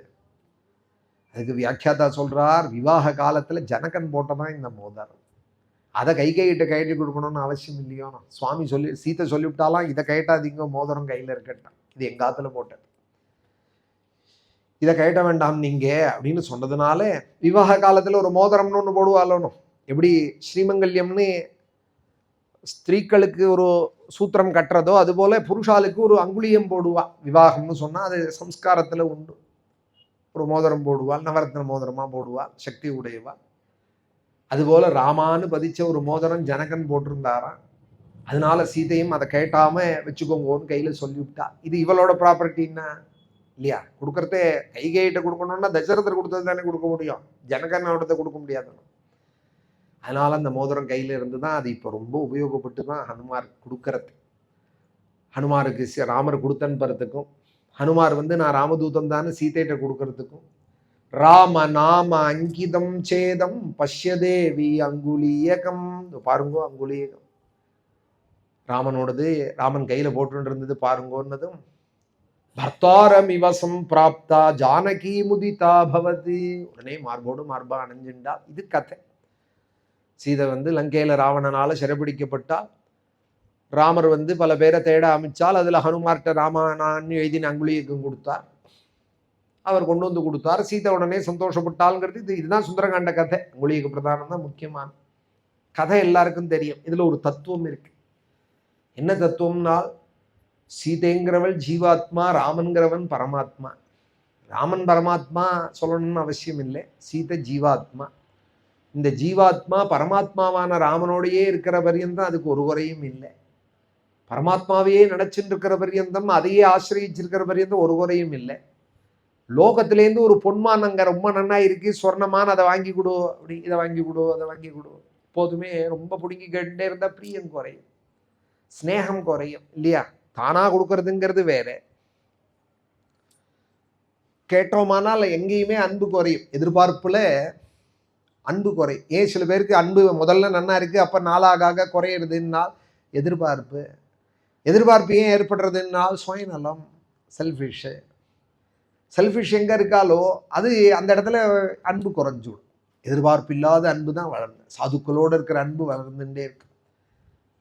ஆச்சாரியனோடு இருக்கிற அன்பு, சரியான ஆச்சாரியனா இருந்தால், எதை எதிர்பார்த்து பழகாதவனா இருந்தால் அவன்கிட்ட நாளுக்கு நாள் அன்பு அதிகமாகும், அன்பு குறையாது. நமக்கெல்லாம் பெருமாள்கிட்ட கூட குறைஞ்சு போயிடுறது அன்பு. ஏன்னால் எதிர்பார்த்தது கிடைக்கல, 10 நாள் சுத்தினே பெருமாள் கண்ணை திறக்கலையே அப்படிங்கணும்.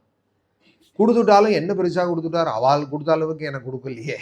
அவள் 4 நாள் தான் கோவிலுக்கு வந்தால் அவளுக்கு எவ்வளோ கொடுக்குறார் கணபதி, நான் எத்தனை நாளாக சுத்தின்னு இருக்கேன், எனக்கு இன்னும் சரியா பார்க்க மாட்டேங்கிறாரு. எல்லாம் எதிர்பார்ப்பு. சுயநலத்தினால என்ன ஆகுது, அவர்கிட்ட உள்ள உண்மையான சுத்தமான அன்பு பாலில் விஷம் கலக்கிறா போல அது கலந்து போய்டுறது. அது கலக்கக்கூடாது. தெய்வத்திட்ட சர்வதா மனுஷால்கிட்டையே பழகக்கூடாது. அப்படி சுயநலமாய் நெருங்கின உறவுகளில் இப்படி சுயநலம் கூட இருக்கக்கூடாது. சர்வதா பகவானிடத்துல ஒரு நாள் இருக்கக்கூடாது. அது தாயார் தன் மூலமா, தன் சரித்திரம் மூலமா சுந்தரகாண்டத்துல நமக்கு காட்டுறா. லோகத்திலேருந்து ஒரு விஷயத்தை கேட்டதும் என்ன ஆச்சுன்னா, ராமனை விட்டு பிரிஞ்சு விட்டாள். இந்த பொன்மான் வேணும்னு அவள் கேட்டதும் ராமனை விட்டு அந்த ஜீவாத்மா பிரிஞ்சு விடுத்து. சத்சங்கத்தை விட்டும் பிரிஞ்சு விடுத்து. லக்ஷ்மணனையும் ஆச்சாரியனையும் துரத்தி விட்டு விட்டா. கூட இருந்தார் ஒரு சாது, அவரையும் விரட்டினார். எனக்கு பகவானும் வேண்டாம், ஆச்சாரியனும் வேண்டாம், போ, நான் பாட்டுக்கு இஷ்டம் போல இருக்கேன்னு சொன்னது என்னாச்சுன்னால், ரெடியாக இருந்தால் ராவணன் வந்து பிடிச்சின்னு போயிட்டான். ராவணன்கிறது யாருன்னால் 10 தலை ராவணன், தசமுகன்கிறது கதையில பிரசித்தம். இந்த 10 தலைங்கிறது என்னன்னால் கர்மேந்திரியம் 5, ஞானேந்திரியம் 5. ஜீவன் இந்த விஷயங்கள்ல மாட்டிண்டு தப்பிக்கிறதுக்கு இந்த இந்திரியங்கள் தான் காரணமா. கண்ணு ஒன்று பார்த்தா உடனே மனசு எங்கிறது, காது ஒன்று பார்த்தா உடனே ஆசைப்படுறது, இதையாவது கேட்டோமானா. இப்படி இந்த இந்திரியங்களால பொறிகள் போல, எலியை பிடிக்கிறதுக்கு பொறி வச்சிருப்பாலே அதுபோல இந்திரியங்கள் விஷயத்தை பிடிக்க காத்துன்னு இருக்கு. இந்த இந்திரியங்களால பிடிக்கப்பட்டிருக்கான் ஜீவன். இங்கே போகணும், அங்கே போகணும், இதை சாப்பிடணும், அதை சாப்பிடணும், இதை பார்க்கணும், அதை பார்க்கணும், அதோடையே அலைஞ்சுன்னு இருக்கான். அதுபோல இந்த 10 தலை ராவணன் கையில இந்த ஜீவாத்மா மாட்டிண்டு லங்கையில சிறப்பட்டு கொடுத்து இமே யார் காப்பாற்றுவார்? ஜீவன் மாட்டினுட்டான் விஷயத்திலேனால் அவனால வெளியில வர முடியாது. ஏன்னா விஷயங்கள்லாம் பிசாசுகளாம், அதை பிடிச்சு கொடுக்குற பெரிய பிசாசுகளாம் இந்திரியங்கள். விஷயங்கள்லாம் பிசாசுகள், அதை வேகப்பட்டு பிடிக்கிற பெரிய பூனையை எலிய பூனை பிடிக்கிறா போல இந்த இந்திரியங்கள்லாம் விஷயத்தை கவர்த்து காத்துன்னு இருக்கு. அதுபோல தசமுகண்ட மாட்டின்ற அந்த ஜீவனை யாரும் காப்பாற்ற இல்லாத போது பரமாத்மாவே ஆச்சாரியனான ஹனுமாரை அனுப்புறார். ஆனா ஒண்ணு மாத்திரம், அந்த ஜீவனுக்கு அந்த விவேகம் இருக்கணும். நான் மாட்டினுட்டேன் அப்படிங்கிறது அதுக்கு தெரியணும். அங்கேயும் போய் அதையே அனுபவிச்சுட்டு இருந்தது, லங்க சுகத்தையே அனுபவிச்சிருந்தா ஹனுமாரை அனுப்பிச்சிருக்க மாட்டார் ஸ்ரீராமன். நான் மாட்டினுட்டேன், ராமனையே அண்டி இருந்த வரையும் தான் நான் சௌக்கியமா இருந்தேன், நான் ராமனை விட்டு பிரிஞ்சதுனால தான் கஷ்டப்படுறேன்னு எப்போ அந்த ஜீவன் தெரிஞ்சுன்னு கொடுத்தோ, அந்த விவேகம் எப்போ வந்து கொடுத்தோ, உடனே ராமா ராமா ராமான்னு ராமநாமத்தை ஜபிக்கிற விவேகம்தான் பக்திக்கு உத்தீபனம். ஜபிக்க ஆரம்பிச்சதுமே உடனே பெருமாள் கவலைப்படுறா. இப்படி போய் மாட்டின்னு கொடுத்தே விஷயங்கள்ல, சம்சாரத்தில் மாட்டின்ற ஜீவனை எப்படி கரையேற்றுவேன்னு நேர பெருமாளால் வந்து கை தூக்கி கரையேற்ற முடியாது. பின்ன எப்படி கரையேற்றுவார்னால் ஆச்சாரியன் முகமாக தான் கொடுப்பார். பெருமாளுடைய கை தான் ஆச்சாரியனா. தூக்கி விடுறது கை தானே தூக்கி விடுறது. அதுபோல பெருமாளுடைய கை தான் ஆச்சாரியன். ஆச்சாரியன் அழைக்கிறார் அப்படின்னு சொன்னால் பெருமாளே அழைக்கிறார்னு நினைக்க. அந்த ஆச்சாரியன் ஹனுமார். அவர் என்ன கொடுக்கிறார்னால் ராமான்னு எழுதின மோதிரத்தை கொடுத்தார் அப்படிங்கிறது இங்க கதை. கதைக்காக இந்த கதையெல்லாம் ஏற்பட்டிருக்கே தவிர, ஆச்சாரியன்ட்ட போனா என்ன சொல்லுவாரு ஆச்சாரியன்? ராமான்னு சொல்லுடா, கிருஷ்ணான்னு சொல்லுடா, சிவான்னு சொல்லு, உனக்கு க்ஷேமம் உண்டாகும்னு நாமத்தை தானே முதல்ல சொல்லி கொடுக்குறா. யோகம் யாகங்கள்லாம் சொல்லி தந்தா ஜீவன் ஒரு நாளும் செய்ய மாட்டான். கஷ்டத்துல இருக்கிறவன்ட்ட போய் பெரிய காரியத்துல ஈடுபடுன்னா செய்ய மாட்டான்.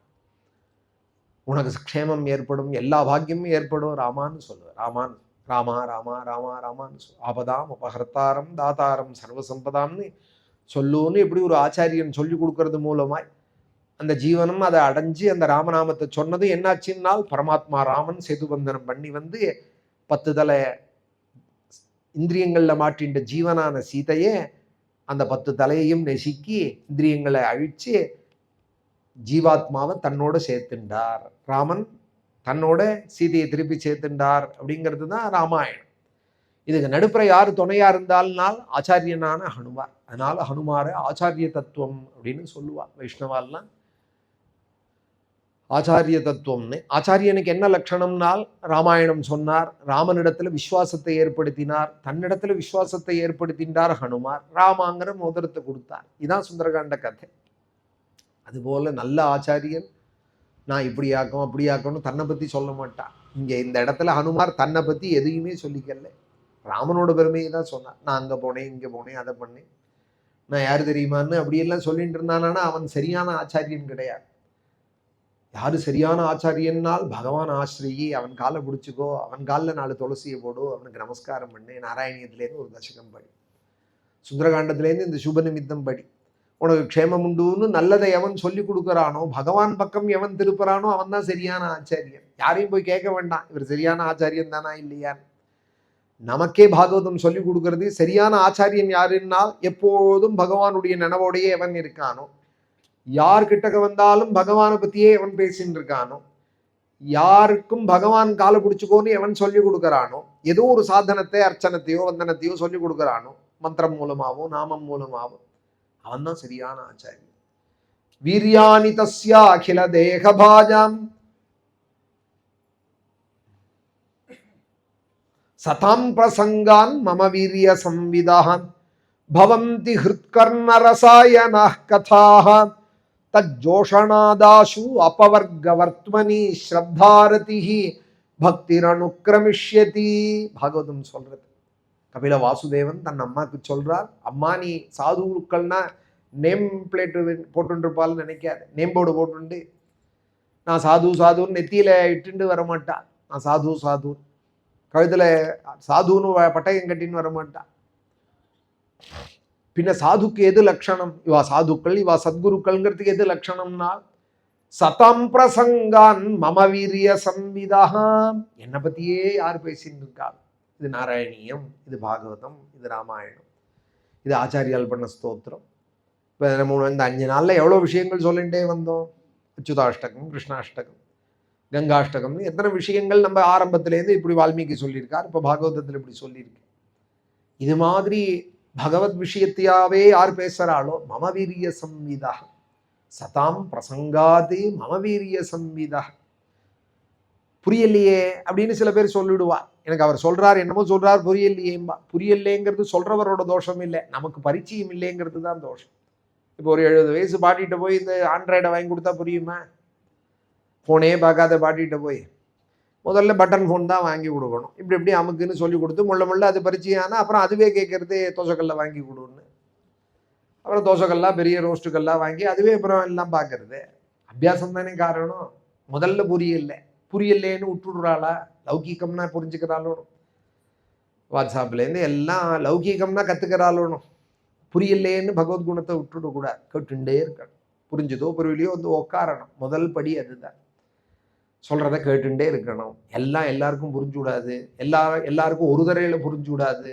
நம்ம ரொம்ப அதிமேதாவி இல்லைங்கிறத முதல்ல தெரிஞ்சுக்கணும். என்ன 30 வருஷம் நான் படிச்சுட்டு வந்து சொல்கிறத நீங்கள் ஒரு நிமிஷத்தில் புரிஞ்சுட முடியுமா?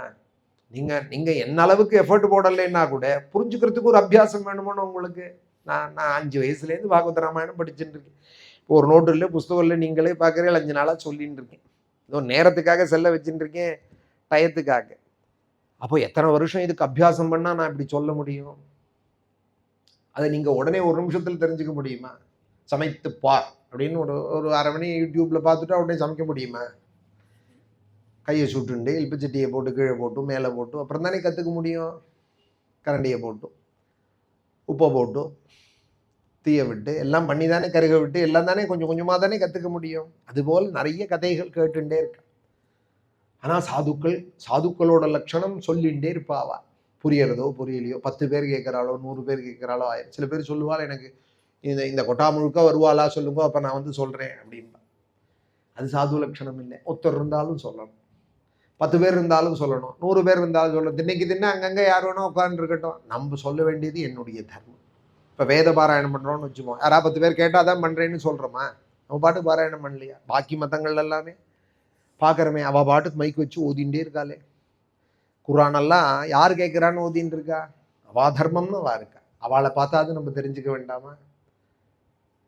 நம்மளை பார்த்து தான் அவள்லாம் உண்டானது. ஹிந்து மதத்து தான் முதல்ல இருந்தது, அப்புறம் தான் பாக்கி மதங்கள்லாம் அதுலேருந்து உண்டாச்சு. பாக்கி மதங்கள்லாம் உண்டானதுக்கான காலம் தெரியறது ஹிந்து மதத்துக்கு யாரை தோற்றுவிச்சா என்ன காலம்னே தெரியல. அப்போ பிராச்சீனமான மதம் நம்ம மதம் தான். ஆனால் நம்ம இவ்வளோ துர்பலமாக இருக்கலாமா? அவள்லாம் எவ்வளோ சிலுவைன்னா டக்குன்னு கையில் சிலுவை போட்டுக்கிறான், கழுத்தில் போட்டுக்கிறான். சிலுவை இல்லாத ஒரு கிறிஸ்துவால் பார்க்க முடியாது. நம்ம காத்து குழந்தைக்கு ருத்ராட்சம் போட்டுக்கோன்னா வெக்கப்படுறது. 100 தடவை சொல்ல வேண்டியிருக்கு, ருத்ராட்சத்தை போட்டுக்கோன்னு. பொன் குழந்தையை நெத்திக்கிட்டுக்கோன்னு சொல்ல அப்பா அம்மாவே சங்கோஜப்படுறா, அதுவும் சங்கோஜப்படுறது. ஆற்றுல இட்டுண்டாலும் ஸ்கூலுக்கு ஆஃபீஸுக்கு போகிறது அழிச்சிட்டு போகிறது. அதுவே என்ன நெத்திக்கிட்டுண்டா சம்பளம் தர மாட்டேன்னா ஆஃபீஸில் நீ செய்கிற வேலைக்கு தானே சம்பளம். மெட்ராஸில் நாரதகான சபாவில் ஒரு பையன் வந்தான் என்னோட கதைக்கு, பெரிய பையன், ஐடியில் பெரிய போஸ்ட், கோல்டு மெடல். அந்த பையன் வந்தார். அந்த பையன் ஒரு கொஞ்ச நாள் யூகேயும் போயிட்டு வந்தார். அந்த பேங்க் ஏதோ ஒன்று இருக்கே, அந்த பேங்க்கில் மெட்ராஸில் வேலை கிடச்சிது. வந்தார், கதைக்கே விடாம. முன்னாடி பார்த்த பையனானே தெரில, இப்போ எனக்கு அடையாளம் அந்த பையனை. கதைக்கு வந்த போது பார்த்தா இந்த ஃபங்கா இங்கே வச்சுட்டா ஃப்ரெஞ்சு பீன்னு பேர் இல்லையா, ஃப்ரெஞ்சு பி. இங்கே வச்சுட்டா இது கிருதான்னு நம்ம சொல்லுவோம். அது ஏதோ பேர் அந்த யூகே இங்கிலாந்து ஸ்டைலில் இப்படி வச்சுட்டு இருந்தான். நான் கேட்டேன், என்னடா இதெல்லாம் வச்சுட்டு இருக்கியே என்ன? இல்லை மாமா, நான் அந்த இங்கிலாந்து பேங்க்கில் வேலை செய்கிறேன், அதனால. நான் சொன்னேன், நீ படித்த டிகிரிக்கு சம்பளம் தரானாடா இல்லை இந்த கிருதாக்கு தரானாடா சம்பளம்னு? படித்த படிப்புக்கு தானே சம்பளம். மறுநாள் எடுத்துகிட்டு வந்துட்டான் அந்த பையன். அதையும் சொல்லணுமோனா, நான் உனக்கு கிரிட்டிசைஸ் பண்ணலைண்ணா, நான் சொன்னால் கேட்பான்னு தெரியும், சொல்கிறவாள் இல்லை. இப்போ அதுதான் இங்கே ரொம்ப கஷ்டம். இப்போ அதுக்கு தான் இப்போ பஞ்சம் வந்திருக்கு. சொன்னாலும் அதை ஹிதமாக எடுத்துக்கிறவாலும் குறைச்சலாக இருக்கா. நான் அந்த பையன்கிட்ட சொன்னேன், என்னத்துக்குடா இதுக்கா சம்பளம் கொடுக்குறான், இல்லை நீ படித்த டிகிரி வாங்கினிய டாலர் அந்த கோல்டு மெடல் அதுக்கு கொடுக்குறானா சம்பளம்னு. மறுநாள் எடுத்துகிட்டு வந்துட்டான், சொல்லவே இல்லை என்கிட்ட. பழையபடி வந்துட்டான் அந்த பையன். எதுக்கு சொல்கிறேன், அது சில சங்கம், அந்த சங்கத்துக்கு போனோம்னா அப்படியே ஆகிடுவா. இப்போ ஹிந்திக்கு போனால் ஒரு வருஷம் ஆனால் அப்புறம் அங்கேயே நம்பாத்துக்கு வந்தால் கூட அச்சாங்கிறான் பாருங்க பையன். டீக்குங்கிறான், அச்சாங்கிறான், பஸ்ஸுங்கிறான், ஒருங்கிறதுக்கு பஸ்ஸுங்கிறான். ஒரு வருஷம் ஹிந்தியில் இருந்திருக்கான்னு ஒன்று டெல்லியில். இங்கே வந்ததும் ஹிந்தியில் பேசுகிறான், சப்பாத்தி பண்ணுங்கிறான். அந்த பழக்கம், அந்த அபியாசம் எங்கே இருக்கானோ ஜீவன் அதோடு பழகி விடுவா. அதுதான் நல்லவாளோடையே எப்போதும் பழக்கத்தில் இருக்கணும். சத் சங்கத்வே நிசங்கத்துவம், நிசங்கத்வே நிர்மோகத்துவம், நிர்மோகத்வே நிశ్చலதத்துவம், நிశ్చலதத்வே ஜீவன் முக்தி. ஆச்சாரியால் சொல்கிறா இல்லையா பஜகோவிந்தத்தில், சாதுக்களோடு இரு எப்பொழுதும், உனக்கு யாரும் உறவு இல்லை. ஒரு ஸ்லோகத்தில் போய் பஜகோவிந்தத்தில் சொல்கிறா, நீ யாருடா, நான் யாருடா, அப்பா யாருடா, அம்மா யாருடா, சாதுக்கள் உண்டிதாண்டா உறவு நமக்கு. கஸ்துவம் கோஹம் குதாயாதா காமே ஜனனி கோமே தாத்தா இதி பரிபாவய சர்வம் அசாரம் விஸ்வம் தியக்த்வா ஸ்வப்ன விசாரம் பஜ கோவிந்தம் பஜ கோவிந்தம் பஜ கோவிந்தம் மூடமதே பஜ கோவிந்தம் பஜ கோவிந்தம் பஜ கோவிந்தம் மூடமதே. காதே காந்தா தனகத சிந்தா வாதுல கிம் தவ நாஸ்தி நியம்தா திரிஜகதி சஜ்ஜன சங்கதி ரேகா பவதி பவார்ணவ தரணே நௌகா.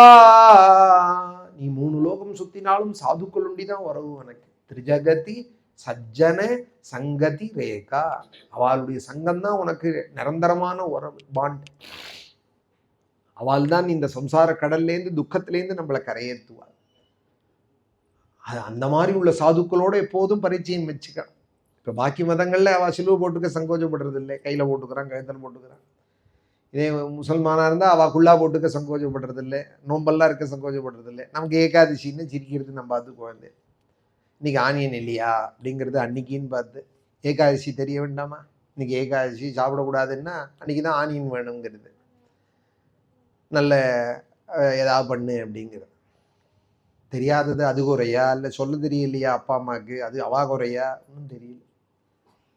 சொல்லிக் கொடுக்கணும். ஏகாதசி வெள்ளிக்கிழமை, இன்றைக்கி தை வெள்ளிக்கிழமை கனகதாரா ஸ்தோத்திரம் சொல்கிறதுக்கு முதல்ல அப்பா அம்மாவுக்கு தெரியணும், அப்புறம் குழந்தைக்கு சொல்லிக் கொடுக்கணும் இல்லையா, நமக்கும் தெரியணும், குழந்தைகளுக்கும் சொல்லிக் கொடுக்கணும். இப்படி இல்லாத போயிடுத்து 2 தலைமுறைனால் அப்புறம் வெளிநாட்டுக்கும் பாரத தேசத்துக்கும் வித்தியாசமே தெரியாது போயிடும். இப்போவே ஓரளவு ஆயிடுத்து, லண்டன் மாதிரி ஆயின்னு இருக்கு, பெரிய பெரிய நகரங்கள்லாம், டெல்லி பம்பாயெல்லாம் வெளிநாடு மாதிரி தான் இருக்குது இப்போது கலாச்சாரங்கள். இப்போ கிராமங்களில் தான் கொஞ்சம் கொஞ்சம் அந்த கல்ச்சர். வெளிநாட்டுக்காரர் ஒருத்தர் சொல்கிறார், ஒரு மேதாவி, நம்மளுடைய கல்ச்சரை இழக்கிறத போல பெரிய அவமானம் வேறு ஒன்றுமே நமக்கு கிடையாது அப்படிங்கிறார். நீ என்ன வேணாலும் படி, உன்னுடைய கல்ச்சரை நீ தொலைச்சேயானால் அதுதான் பெரிய அவமானம் அப்படிங்கிறார் ஒரு லெவின்சன் அப்படிங்கிற ஒரு மேதாவி. உன்னோட கல்ச்சரை நீ இழந்தையானால் அதுதான் பெரிய அவமானம். அது அவமானம் கூட நமக்கு தெரியலையே, நெத்திக்கிட்டுக்காதது அவமானம்னு தெரியலையே. எப்போ நெத்திக்கிட்டுக்காத இருப்பா, ஆசூச்ச காலத்தில் தானே இட்டுக்காத இருப்பா, தீட்டா நமக்கு. பழைய காலத்தில் கேட்பா, நெத்திக்கிட்டுக்கலைன்னா உங்கள் அதில் ஏதானே பிழையா அப்படின்னு கேட்பா. இப்போ நெத்திக்கிட்டுக்கிறவா குறைச்சலாக இருக்கு இல்லையா. நெத்திக்கு எப்போ இட்டுக்காமல் இருப்பாள், ஆசூச்ச காலத்தில் தான் இட்டுக்காத. ருத்ராட்சம் எப்போ போட்டுக்காத இருப்பா, ஏதாவது ஒரு சிரமங்கள் ஆற்றுல இருந்து தீட்டு இருந்து தானே அப்போ தான் போட்டுக்காத இருப்பா, அவுத்து வைப்பா. எப்போதுமே அப்படியே இருந்தோமா, எப்போதுமே தீட்டு அப்படின்னு ஆயிடும். அப்புறம் க்ஷேமம் எப்படி வரும் நமக்கு? நெத்திக்கிட்டு இருக்கிறவாள் நெத்திக்கிட்டு இருக்கணும். ஸ்திரீக்கள்னா அவளுக்குள்ள தர்மங்கள் என்னென்ன உண்டோ அதை அவள் செய்யணும். என்ன வேணாலும் படிக்கட்டும், உத்தியோகம் போட்டோம், அது வேற விஷயம். வளையல் போட்டுக்கு சங்கோச்சப்படுறது, மூக்கு குத்திக்கு சங்கோச்சப்படுறது, நெத்திக்கிட்டுக்கு சங்கோச்சப்படுறது. சங்கோச்சம் என்னத்துக்கு? என்ன என்ன அதனால என்ன கிடைக்க போகிறது நமக்கு? பிரத்தியாருக்காக நம்ம வாழ முடியுமா? நமக்காக தானே நம்ம வாழணும். நம்ம இதெல்லாம் பண்ணிண்டா க்ஷேமம்னு யாராவது சொன்னாலானா முதல்ல நம்ம க்ஷேமத்துக்கு தானே, அதுக்கான முயற்சி தானே நமக்கு இருக்கணும். வழக்கேற்று சுவாமி நமஸ்காரம் பண்ணுன்னு சொல்லி கொடுத்தா அதுதான் இருக்கணும். நன்னா இருக்கணுங்கிற ஆசை எவ்வளோ இருக்குது மனசில் எல்லாருக்கும். இப்படி இருக்கணும், அப்படி இருக்கணும், லைஃப் இப்படி அமையணும், அப்படி அமையணும்னு எவ்வளவு எல்லாருக்கும் மனசில் கோட்டை கட்டின்னு இருக்காள், கனவு கண்ணுன்னு இருக்கா. நல்லது சொன்னால் மாத்திரம், அது நன்னா இருக்கிறதுக்கான வழியை சொன்னால் மாத்திரம் ஏன் பிடிக்க மாட்டேங்கிறது? தெரிஞ்சுக்கணும், நல்ல விஷயங்கள் எல்லாம் தெரிஞ்சுக்கணும். தெரிஞ்சுக்காததெல்லாம் பெரியவாளும் தெரிஞ்சுட்டு குழந்தைகளுக்கும் சொல்லி கொடுக்கணும். நல்ல ஸ்தோத்திரங்கள், விஷ்ணு சஹஸ்ரநாமாவது கடைசி பட்சம் புஸ்தகம் பார்க்காத சொல்கிறதுன்னு வரணும், பழக்கம் வரணும். நித்தியம் வீட்டில் நடக்கணும். பகவானுடைய பிரசாதம் எல்லாருடைய குடும்பத்துக்கும் கிடைக்கணும். இது மாதிரி நல்ல விஷயங்களை சொல்லி கொடுக்குறவன் தான் ஆச்சாரியன். அந்த ஆச்சாரிய தத்துவமாக இருக்கார் ஹனுமார். ஸ்ரீமத் ராமாயணத்தில் இதுதான் சுந்தரகாண்டம். சீதையை ஜீவாத்மாவாயும் ராமன பரமாத்மாவாயும் ஆச்சாரியனாய ஹனுமாரையும் அவரே கொடுக்கறதான ராமநாமாங்கிதமான அங்குலீகம் ராமாயணம் இதெல்லாம் ஆச்சாரியனுடைய தர்மமாய் ராமன் ரட்சிப்பான்கிற நம்பிக்கையோடு இருக்கிற விசுவாசங்கிறது ஜீவனுடைய தர்மமாயும் இப்படி இருந்ததானால் சீதா அப்படியே லங்கையோட முடிஞ்சுடலையே வாழ்க்கை. ராமர் வந்தாரா இல்லையா? எப்படி வந்தார்? அதுவும் சமுத்திரத்தில் அணைகட்டி வந்தார். சாதாரண மனுஷன் நினச்சி பார்க்க முடியுமா? சேது பந்தனங்கிறது ஒரு பிரிட்ஜு கட்டுறதுக்குள்ளே எத்தனை வருஷம் ஆகிட்டுறது. நடு ரோட்டில் கட்டுற பிரிட்ஜுக்கு திருச்சூர் போகிறதுக்குள்ளே எத்தனை இடத்த உடச்சி போட்டு வச்சுருக்கா. இனிமேல் என்னைக்கு பிரிட்ஜ் ஆகி என்னைக்கு அதில் ஏறி போக போகிறோம்னு தெரியல. உடச்சி வழியெல்லாம் நன்னா இருக்கிறதோட உடச்சி வச்சுருக்கா. ஆனால் சமுத்திரத்தில் சேது பந்தனம் ஒரே நிமிஷமாக பண்ணினார் ஸ்ரீராமன். தெய்வம் நினைச்சா காப்பாத்துறதுக்கு ஒரு க்ஷணம் போறோம். சேதுவந்தனம் பண்ணி ராவணாதிகளை நெசுக்கி அவளை நிகிரகம் பண்ணி சீதையை மீட்டுண்டு தன்னோட சேர்த்துண்டார். அப்படிங்கிறது தான் ராமாயணம். ஆஞ்சநேயர் ராமநாமாங்கிதமான அங்குலீகத்தை கொடுத்து சீதையை பார்த்ததுக்கு அடையாளமா சூடாமணியை வாங்கிட்டு ராவணனோட சபையிலையும் போய் சொன்னார். ஒருத்தன் நல்ல காரியமும் பண்றான், கெட்ட காரியமும் பண்றான். ராவணா, எது முதல்ல பலனை கொடுக்கும்? சிலவன் நல்ல காரியம் புண்ணிய காரியமும் பண்றான், பாப காரியமும் பண்றான். எது முதல்ல பலனை கொடுக்கும்? நல்ல காரியத்துக்கான நல்ல பலனும் உண்டு, கெட்ட காரியத்துக்கான பாப காரியத்துக்கு கெட்ட பலனும் உண்டு. முதல்ல எது டிஸ்பேச் ஆகும் அப்படின்னா எது கூட இருக்கோ அது முதல்ல பலனை கொடுக்கும். புண்ணியம் நிறையா இருந்ததுன்னா புண்ணிய பலனை முதல்ல அனுபவிச்சு விடுவான், அப்புறம் பாப பலன் தொடங்கும். சில பேர் வாழ்க்கை அப்படி இருக்கு இல்லையா? ஆரம்ப காலம் ரொம்ப நன்னா போகிறது, அப்புறம் பின்னாடி எல்லாம் டவுன் ஆகிடும். சில பேருக்கு ஆரம்ப காலம் கஷ்டமாக இருக்குது, அப்புறம் மேலே மேலே 20-30 வருஷம் ஆனது சௌக்கியமாக இருந்தால் வாழ்க்கையில் அப்படின்னு இருக்கு. எது கூட இருக்கோ அது முதல்ல பலனை கொடுக்கும். நத்து தர்மோபஸ். ஆனால் ஒரு நாளும் பண்ணுற பாவம் புண்ணிய காரியத்தில் அழிஞ்சு போயிடாது. புண்ணியத்துக்கு தனியாக பலன் உண்டு, பாபத்துக்கு தனியாக பலன் உண்டு. பின்ன விவேகி என்ன பண்ணணும்னால் பாப காரியத்தை குறைக்கணும், பாபத்திலேருந்து விடுபடணும், நல்ல காரியத்தையே எப்பொழுதும் பண்ணணும். பிராயஷ்சித்தமான கங்கா ஸ்நானம், சேது ஸ்நானம் முதலிய ருத்ரேகாசினி முதலிய பிராயஷ்சித்தங்களில் தான் பாபம் போகுமே தவிர நல்ல காரியம் பண்ண புதுலையாருக்கு ஒரு 4 தேங்காய் உடைச்சுட்டு என் பாவங்கள்லாம் போயிடும்னா அப்படி சொல்லக்கூடாது. இது புண்ணிய காரியம். ஒரு தீபம் போடுறது, ஆலயத்தில் ஒரு தேங்காய் உடைக்கிறது, பழம் நிவேதனம் பண்ணுறது, இதெல்லாம் புண்ணிய காரியம். பாபக்ஷயமான காரியங்கள்னு சிலது இருக்கு. சப்தாகம், ருத்ரேகாசினி இதெல்லாம் பாபக்ஷயமான, சேது ஸ்நானம் இதெல்லாம் மகாபிராயஷ்சித்தங்களாக உள்ளது. எல்லா புண்ணியத்திலையும் எல்லா பாபமும் மைனஸ் ஆகாது. இப்போ புரியுற மாதிரி சொல்லணும்னா, பேங்க்கில் ஒருத்தர் ஃபிக்ஸடும் போட்டு வச்சுருந்தார் ஒரு 50 லட்சத்துக்கு, ஒரு 50 லட்சத்துக்கு லோனும் வாங்கியிருந்தார், இஎம்ஐ கட்டின்னு இருக்கார். ரெண்டும் ஒரே கணக்காக வச்சுப்பாலோ? வச்சுக்க மாட்டார். இப்போ சிட்ஸில் அப்படி வச்சுப்பாலா? கேரளா ஸ்டேட் சிட்ஸில் இது தனி கணக்கு லெட்ஜர், அதுக்கு தனி லெட்ஜர், இதுக்கு தனி நோட்டு வரவு செலவு, அதுக்கு தனி. இதில் அது மைனஸ் ஆகுமான்னு ஆகாது. ஃபிக்ஸடு போட்டிருந்தா அதுக்கு தனியாக இன்ட்ரெஸ்ட் கொடுப்பார். வட்டி கட்டலைன்னா பேங்க்கில் அது இஎம்ஐக்கு தனியாக நோட்டீஸ் அனுப்புவார், மெசேஜ் அனுப்புவாள், ஆளை அனுப்புவாள். எப்போ ரெண்டும் ஒன்றாகும்னால் மெச்சூர் ஆகிறதே ஒன்றாகும். கடைசியில் கணக்கு பார்க்குறா பார்த்தேலா, இவன் லோனே கட்டாத விட்டு அது நோட்டீஸ் ஆகி இவன் எஃப்டிஎம் மெச்சூர் ஆகிறதே அப்போ ரிலீஸ் பண்ண மாட்டால், இந்த வட்டி அடைச்சாதான் அது வெளியில் வரும். அப்படிங்கிறது அது முடிவில் தான். வாழ்க்கையில் இருக்கிற காலங்களில் புண்ணிய காரியத்தை அதிகம் பண்ணணும், பாப காரியத்தை குறைச்சிக்கணும். நது தர்மோபசம்ஹாரம் அதர்ம பல சம்ஹிதம். ஹனுமார் சொல்றார் ராவணன் இடத்துல, நீ நிறைய புண்ணியம் பண்ணியிருக்க, அதனால சீதையை தூக்கின்னு வந்த பாபம் அதுல மைனஸ் ஆயிடும்னு நீ நினைக்கிற. சீதையை தூக்கின்னு வந்த பாபம் ஒரு நாளும் உன் புண்ணிய காரியத்தால கழியாது. பின்ன நான் தான் புண்ணியம் அவ்வளவு பண்ணியிருக்கேனேன்னார். அதுக்கு ஹனுமார் சொல்றார், நீ பண்ண புண்ணியத்தோட பலன் தான் இத்தனை நாளா நீ சௌக்கியமா இருந்தது. அது எப்ப முடிஞ்சது, எப்போ அது முடிஞ்சதுங்கிறது தெரியறதுனால், நேத்திக்கு சாயங்காலம் உன் வீட்டுல நான் எப்ப கால் எடுத்து வச்சேனோ அப்பவே உன் புண்ணிய பலன் முடிஞ்சு போச்சுன்னார் ஹனுமார். நான் எப்போ உன் லங்கைக்குள்ள வந்தேனோ இதுல இருந்து உன்னோட பாப கர்மா ஆரம்பம். 80,000 ராட்சசால வதம் பண்ணிவிட்டார் ஹனுமார். பஞ்ச சேனாபதிகள், 7 மந்திரி குமாரா, இந்திரஜித்து போல 100 இந்திரஜித்தான் ஒரு பையன், அக்ஷகுமாரன்னு பேர், அவனெல்லாம் வதம் பண்ணிவிட்டார் சுந்தரகாண்டத்திலே ஹனுமார். புத்திரசோகங்கள்லாம் ராவணனுக்கு ஏற்பட்டு கொடுத்து. இதெல்லாம் புண்ணிய பலன் இல்லையே. ஹனுமார் சொல்றா, இப்பவாது நீ முழிச்சுக்கோ, பாபங்கள் வரது, அபஜயம் ஏற்படுறது, முழிச்சுக்கோ, சீதையை கொண்டு சீக்கிரம் கொடுத்துடும் ராமனிடத்துல. சீதாயா தேஜசா தக்தாம் ராமகோப பிரபீடிதாம். சீதைய பெண்ணுன்னு நீ நினைக்காதே, அவள் அக்னி, அவள் இங்கேயே வச்சுட்டு இருந்தேயானா உன்னை எரிச்சு விடுவாள், இந்த லங்கையை எரிச்சு விடுவாள்னார். சீதையோட பாத்திவிரத்தியம் இந்த லங்கை எரிஞ்சு போயிடும்னார். சொன்ன கொஞ்ச நேரத்திலேயே வால்ல தீய வச்சா எரிஞ்சு போடுச்சு லங்கை. சீதாயா தேஜசா தக்தாம் ராமகோப பிரபீடிதாம். ராமனுடைய கோபாக்னியும் அங்க கொழுந்து விட்டு எரிஞ்சுருக்கு.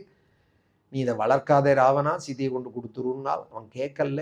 ஏன் கேட்கல, நல்லது சொன்னாலும் சில பேருக்கு ஏன் புரியலைன்னால் காலம். ராவண கால சோதிதா.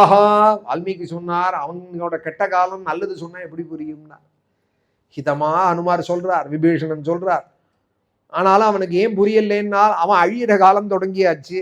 நல்லது சொன்னா புரியுமா? வாள்ல தீ வெயின்னான், வச்ச தீய லங்க முழுக்க வச்சுட்டு வாதாத்மஜம் வானரயூத முக்கியம் ஸ்ரீராமதூதம் சிரசா நமாமி. இக்கரையில சுவேல பர்வதத்தில் கிளம்பினவர் மகேந்திர மலையில குதிக்கிறதே திருஷ்டாசீதேதி விக்ராந்தா சங்கேபேன நிவேதயது. கண்டேன் சீதையின்னு குதிச்சா.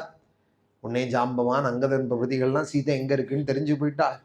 வாங்கோ இப்பவே போவோம் லங்கைக்கு, ராவணன் 10 தலை ராவணன் 20 கண்ணத்திலையும் பலார்னு அரைஞ்சு சீதையை கூட்டின்னு வந்துருவோம் அப்படின்னா அங்கதன். இப்ப ஜாம்பவான் சொல்றார், நம்மளா ஒரு காரியம் செய்யக்கூடாது, நம்ம ராமனை அண்டினவா இது மாதிரி நடந்த தகவலை போய் ராமன்கிட்ட சொல்லுவோம், ஹனுமார் பார்த்துட்டு வந்திருக்காருன்னு. ராமனா என்ன ஆக்கியம் பண்றாரோ மேற்கொண்டு அதை செய்வோம். நதாவதேஷா மதிரக்ஷமானஹா யதா பவான் பஷ்யது ராஜபுத்ரா யதா து ராமஸ்ய மதிர்நிவிஷ்டா ததா பவான் பஷ்யது காரிய சித்திம். நமக்கு ஏதான ஆசை இருந்ததானால் ராமன்ட்ட அந்த அப்ளிகேஷன் ராமன் காலில் வச்சு விடணுமா. நமக்கு எது நல்லதோ ராமனா பார்த்து செய்வார்னு நம்பி இருக்கணுமா. ராமபக்தாளுடைய லட்சணம். இந்த சுந்தரகாண்டத்தில் அழகான ஒரு உபதேசம் ஜாம்பவான் பண்றதாக. சிலது நம்ம ஆசைப்படுவோம், ராமன் ஆனா செய்ய மாட்டா. ஏன் செய்யலைன்னு இப்படி நம்ம ஆசைப்பட்டமே, ராமனை நம்பி இருக்குமே, செய்யலையே, என்ன காரணம்னா அது ஏதோ நமக்கு அகிதம்னு தெரிஞ்சுக்கணும். அதனால நமக்கு ஏதோ கேடு, அதனாலதான் ராமன் செய்யலேன்னு உடனே அப்படி விவேகத்தால புரிஞ்சுக்கணும். சிலது உடனே நடக்கிறதேன்னா ராமன் பார்த்து நமக்கு நல்லது செய்கிறார்னு நினைக்கிறேன். யதாது ராமஸ்ய மதிர்நிவிஷ்டா. தெய்வத்தை நம்பி இருக்கணும். நம்மளே நம்ம வாழ்க்கையை அமைச்சுக்க முடியாது, அது சாத்தியம் இல்லை. தெய்வம் தான் நமக்கு அமைச்சு கொடுக்கணும். முயற்சியை நம்ம பண்ணிட்டு இருக்கணும், தெய்வத்தினுடைய அனுகிரகத்தை எதிர்பார்த்துன்னு இருக்காங்க. ததா பவான் பஷ்யது காரிய சித்திம். அப்படி சொன்னார் ஜாம்பவான். சுவாமி டீம் சூடாமணியை கொடுக்க ஹனுமார வாரி அணைச்சு கட்டிண்டு, சுவாமி ஏஷ சர்வஸ்வபூதஸ்து பரிஷ்வங்கோ ஹனுமதா மயா காலமிமம் பிராப்பியே தத்தஸ்தஸ்ய மகாத்மனஹ. வாரி அணைச்சு கட்டின்றார் ஹனுமாரே. ரொம்ப சங்கோச்சப்படுறார் ஹனுமார். ஏன்னா நாம் ஒரு சாதாரண வானரம், சுக்ரீவன் ராஜாலாம் இருக்கார், அங்கதன் யுவராஜா இருக்கார், இத்தனையும் தாண்டி என்ன கட்டிக்கிறாரே சக்கரவர்த்தி திருமகன் ராமன் சங்கோச்சப்பட்டார். ஆனாலும் அவர் இழுத்து கட்டிக்கிறதே ஒரு மரியாதை. அவர் கட்டிண்டா நம்மளும் கட்டிக்கணும் இல்லையா. ஹனுமாரும் கட்டிண்டா. இந்த சம்பவத்திலேருந்து என்ன தெரிகிறது நமக்குன்னா, ஆஞ்சநேயரே ஓடி போய் ராமர் தான் முதல்ல கட்டிண்டார். கட்டிண்டது என்னாச்சுன்னால் ஆஞ்சநேயர் திருப்பி ராமனை கட்டிண்டார். இந்த படம் நமக்கு அங்கங்க பார்ப்போம், ஹனுமாரும் ராமரும் கட்டின்னு இருக்கா போல. அதுல ஒரு ரகசியம் நமக்கு தெரியறது. என்ன தெரியறதுன்னால், ஆஞ்சநேயர் திருப்பி ராமனை கட்டின்றது என்னாச்சுன்னா, இப்ப ஆஞ்சநேயர் கைக்குள்ள ராமர் வந்துட்டார் இல்லையா. ஆஞ்சநேயர் கட்டின்றது என்னாச்சுன்னா, இப்போ ஆஞ்சநேயர் கைக்குள்ள ராமர் இப்ப ராமர் வேணும், ராமானுகிரகம் வேணும்னா என்ன பண்ணணும்னா ஆஞ்சநேயர் காலம் தான் முடிச்சு அவர் தான் கொடுக்கணும் ராமன்ட்ட பக்தியும். ராமநாமத்தில் ஒரு ஆசையும் ராமாயணத்தில் ஒரு ஸ்ரத்தையும். அதனாலதான் சுந்தரகாண்டத்திலேருந்து படிக்க ஆரம்பியும்பா. ராமாயணம் படிக்கிறவால முதல்ல சுந்தரகாண்டம் படிடா, அப்புறம் ராமாயணத்துல, அப்புறம் மேல மேல தானே ருச்சி வரும் அப்படின்னு பெரியவாள்லாம் சம்பிரதாயத்துல. ஹனுமார் அப்படி ஹனுமார் கைக்குள்ள ராமன் ஆயிட்டா. என்ன அர்த்தம்னால் பக்தவசியன் பகவான். உண்மையா நம்ம பக்தி பண்ணோமானால் நமக்குள்ள அவன் வசம் ஆயிடுவான். அப்புறம் நம்ம என்ன சொன்னாலும் அதை பூர்த்தி பண்ணி வைப்பான் அவன். சத்தியம் விதாதும் நிஜபிருத்திய பாஷிதம் அப்படின்னு. நமக்கு எது நல்லதோ அதை ராமன் பார்த்து ஹனுமார் பார்த்து பண்ணுவாருங்கிற அழகான சுந்தரகாண்டம். மேற்கொண்டு சேதுபந்தனம் பண்ணி ராவணாதிகளை வதம் பண்ணி பக்தனான விபீஷணனை வாழ வச்சு லங்காதிபதியை சுவாமி புஷ்பக விமானத்தில் நந்தி கிராமம் பரதனாதிகளையும் சேர்த்துண்டு அயோத்திக்கு மங்கள வஸ்திரங்கள்லாம் சூட்டிண்டு கிரீட்டங்கள்லாம் சூட்டிண்டு வசிஷ்டர் பட்டாபிஷேகம் பண்ணி வச்சு 500 புண்ணிய நதிகள்லேருந்தும் 4 சமுத்திரத்திலேருந்தும் தீர்த்தம் கொண்டு வர சொல்லி 8 ரிஷிகள், வசிஷ்டர் வாமதேவர் முதலிய 8 ரிஷிகள், சுமந்திரர் சித்தார்த்தன் முதலிய 8 மந்திரிகள், 8 கன்னிகைகள், சாம்ராஜ்ய பட்டாபிஷேக விதானம் 8 பேரா பண்ணணும். அப்படி பண்ணி வச்சால் ராமனுக்கு சுந்தரகாண்டத்தை அப்படியே முடிக்கிறது இல்லை, பட்டாபிஷேகம் சொல்லிதான். ததஸ்ஸ பிரயதோ விருத்தா வசிஷ்டோ பிராமணை சஹா ராமம் ரத்னமயே பீடே சஹசீதம் யவேஷயதி வசிஷ்டோ வாமதேவஸ்சே ஜாபாலிரதகாஷ்யபஹ காத்யாயனஸ்ய கௌதமோ விஜயஸ்ததா அபியஷிஞ்சன் நரவியாக்ரம் பிரசன்னேன சுகந்தினா சலிலேன சஹஸ்ராட்சம் வசவோ வாசவம் யதா ராஜாதிராஜ ராமச்சந்திர மகாராஜ் கி ஜானகி காந்தஸ்மரணம். ராமோ ராமோ ராம இதி பிரஜாநாமபவன் கதாஹ ராமபூதம் ஜகதபூத் ராமே ராஜ்யம் பிரசாசதி நித்யபுஷ்பா நித்யஃலாஹ தரவஸ்கந்த விஸ்திருதாக. வால்மீகி ராமனுடைய ராஜ்யத்திலே எல்லா பாக்கியங்களும் எல்லாரும் அடைஞ்சா. இந்த ஸ்ரத்தையோடு இந்த ராமாயணத்தை யார் கேட்பாலோ படிப்பாலோ சொல்லுவாலோ அந்த குடும்பங்களுக்கெல்லாம் ராமன் எல்லா பாக்கியத்தையும் செய்வார் அப்படின்னு அழகா பிரார்த்திதாம்ச்ச வரான் சர்வான் பிராப்னுயாதிக ராகவாதுன்னு சொன்ன பிரகாரம் இப்போ நம்ம ஆலம்பல்லம் கிராமத்திலே தைப்பூச உற்சவத்திலே முருகனுக்கும் ரொம்ப பிரீத்தியான மாயோன் மருகனே ஈசன் மகனே அப்படிங்கிறார் திருப்புகழில். அருணகிரிநாதர் முதல்ல ராமனோட மருமானா, அப்புறம்தான் பரமேஸ்வரனோட பிள்ளையாம் முருகன் அப்படி சொல்றார். முதல்ல இன்னாரோட பிள்ளைன்னு சொல்லிட்டு தானே இன்னாரோட மருமான்னு சொல்லுவார். ஆனால் அருணகிரிநாதர் அழகா திருப்புகழில் சொல்றார், மாயோன் மருகனே ஈசன் மகனே அப்படிங்கிறார். முதல்ல பெருமாளுடைய வரதராஜ பெருமாளுடைய மருமானா ஸ்ரீராமனுடைய மருமானாம் முருகன், அவரும் பரமேஸ்வரனுடைய புத்திரன் அப்படின்னு அழகா சொல்றாள். அந்த முறையில தைப்பூசத்துல இப்ப அழகா முருகனுக்கும் பிரீதியான ஸ்ரீமத் ராமாயணம். அவள் எல்லாமும் சந்தோஷப்படுறா. எல்லா தெய்வங்களும் இதுல பிரியந்தே தெய்வதானிச்சான்னு இருக்கு. கணபதியிலேருந்து எல்லா தெய்வங்களும் சந்தோஷப்படுறாள். விநாயகாஷ்ட சாமியந்தின்னு வால்மீகி ராமாயணம் படிக்கிறதுனால கணபதி சந்தோஷப்படுறாருங்களா. அலம்பள்ளம் கணபதி இதில் ரொம்ப சந்தோஷமாக இருக்கார். ஏற்கனவே ரமணி அண்ணா பூஜையில் சந்தோஷமாக இருக்கார். இப்போ மேலே நானும் ராமாயணம் சொல்றதுல இன்னும் பிரசன்னமாக நம்ம கணபதி. இன்னைக்கு எனக்கும் ஒரு பாக்கியம் இங்கே கணபதியான் நடையில கணபதி ஹோமம் பண்ணுற பாக்கியம் கிடைச்சிது. தைவெள்ளிக்கிழமையில துர்காலட்சுமி கணபதி ஹோமம் காத்தா அண்ணா சொல்கிறார், ரொம்ப நல்லா இருந்தது, ரொம்ப மனசுக்கு இதாக இருந்தது நீங்கள் பண்ணது அப்படிங்கிறார் ரமணி அண்ணா. ஒரு 10 பக்தாலும் தரிசனம் பண்ணால் ரட்சையும் எல்லாருக்கும் எடுத்து வச்சிருக்கார், கொடுப்பார். கணபதி ஹோம ரட்சையும் ராமனுடைய அனுகிரகம், மகாகணபதியோட அனுகிரகம் ஆலம்பள்ளத்தில் நமக்கு புதுசு இல்லை. இந்த ஊர் நமக்கு அடிக்கடி வந்துருக்கோம். அப்பாவும் வந்திருக்கார் இங்கே, எங்கள் அப்பாவும் நம்மளுமே 2-3 தடவை வந்திருக்கோம். அந்த ரீதியிலே இப்போ தைப்பூச உற்சவத்தில் நம்ம சொல்கிற பாக்கியம் எல்லாருமா சேர்ந்து நடத்துகிற ஃபங்க்ஷன் தான். இருந்தாலும் என்னோட திருப்திக்கு சொல்லிக்கிறேன், ஹரிஹரனோட ஒரு முயற்சி. அவர் ஸ்ரீரங்கத்தில் நானானியில் நான் இங்கே தொண்டாமுத்தூரில் கோயம்புத்தூரில் ராமாயணம் சொல்கிறதையும் மாமா நீங்கள் வரணும், அண்ணா நீங்கள் இங்கே எங்கள் கிராமத்தில் ஏதாவது ஒரு சந்தர்ப்பம் சொல்லணும்னு 2-3 வருஷம் முன்னாடி ஒருத்தர் ஏற்பாடு பண்ணார். அப்போ ஏதோ நடந்து பகவத் சங்கல்பம் அப்போ முடியல, இப்போ அது பூர்த்தியாகிறது அவரோட ஆசைக்கு இங்கே. அப்புறம் இங்கேயே எனக்கு எல்லாரையுமே தெரியுமே, நம்ம இங்கே இருக்கிறவாள் பேர் சொன்னால் விட்டு போயிடும். நம்ம ஆலம்பல்லம் பக்தால் எல்லாருடைய ஒரு புரோத்சாகத்திலையும் இந்த தைப்பூச உற்சவம். இப்போ அடுத்து இங்கே எனக்கு இப்போ இவாள்லாம் பயிர பழக்கமாக இருக்கா. நம்ம கிருஷ்ணன் ஹரி இந்த குழந்தையெல்லாம் அடுத்து நடத்தணும். 50 வருஷம் 100 வருஷத்துக்கு அடுத்தடுத்த தலைமுறைக்கும் இந்த ஒரு ஸ்ரத்தை வந்துருக்கு. பெரியவாள் இல்லாமல் அவளுக்கு இடம் கொடுத்து அவள் இல்லாமல் இதில் புரோத்சாகப்படுத்தும். நானே நடத்துகிறேன், நீ சும்மாருன்னு சொல்லாமல் அவள் இல்லாமல் இதில் ஈடுபடுத்தி அவளும் பெரியவாளை அனுசரித்து அழகாக பண்ணி அடுத்து இன்னொரு 2 தலைமுறைக்கு இந்த தைப்பூச உற்சவம் இப்போ வரதராஜ பெருமாள் கோவில்னா 100 வருஷத்துக்கு மேலே நடக்கிறதுங்கிறா இல்லையா? இந்த சப்தாகங்கள்லாம் வார்ஷிகமாக இருக்கிறது. அது மாதிரி ஒரு ஊர்லேயும் 100 வருஷம் 150 வருஷம் நடத்தின்னு இருக்காள். அதுபோல் நம்ம ஆலம்பலம் கிராமம் தைப்பூசமும் நான் நடக்கணும். பல நல்ல காரியங்கள்லாம் மேலே மேலே நடந்துட்டு கிராமத்தில் இருக்கிற பக்தாளுக்கும் வெளியூரில் இருக்கிற இந்தூர்வாசிகளுக்கும் வந்து இங்கே வந்து வெளியூர்லேருந்து வந்து கதை கேட்குறவாளுக்கும் சொல்ல வந்த எங்களுக்கும் ஸ்ரீராமருடைய அனுகிரகம் பரிபூர்ணமாக இருக்கட்டும். ஸ்ரீ சீதாராமாளுடைய ஒரு அனுகிரகம் பரிபூர்ணம். யாராவது 2 வார்த்தை சொல்கிறேன்னா சொல்லிவிடுங்க. கல்யாண ரூபாயை சொல்கிறேன், நாராயணநாமா சொல்கிறேன், ஹரியரன் ஏதாவது சொல்கிறீங்களா? நீங்கள் 2 வார்த்தை சொல்கிறீங்களா? சொல்லலாம் வாங்க. நீங்கள் வேறுக்கா பரவாயில்ல, நான் எல்லாரோட சார்பாக நானே சொல்லிவிட்றேன். யாராவது சொல்ல இருக்கீங்களா? இல்லை நானே சொல்லிவிட்றேன். ஹரி எல்லாருக்கும் எல்லா க்ஷேமத்தையும் பகவான் பண்ணட்டும். எனக்கு என்ன 100 ஆட்டம் தான் இருக்குது, புதுசாக இல்லை. எனக்கு தான் நன்றி சொல்லணும். இப்போ யாராவது பேசணுன்னா எனக்கு இன்னும் அது வேண்டாம். கணபதியோட பிரீதியே எனக்கு போகிறோம். எனக்கு தான் வந்து 5 நாளைக்கு ரொம்ப நாள் நடத்தினார்னு இப்போ எனக்கு அது சொல்ல வேண்டாம். எனக்கு நேரம் மாறுது, ஊருக்கு நான் கிளம்பணும். அதனால் அது விஷயம் இல்லை.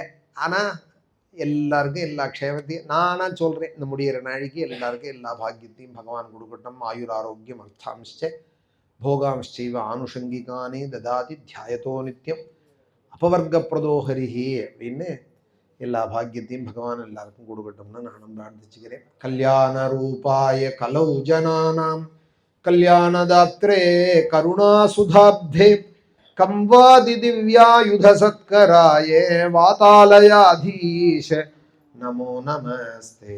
நாராயண நாராயண நாராயண நாராயண நாராயண நாராயண நாராயண நாராயண நாராயண நாராயண நாராயண நாராயண நாராயண நாராயண.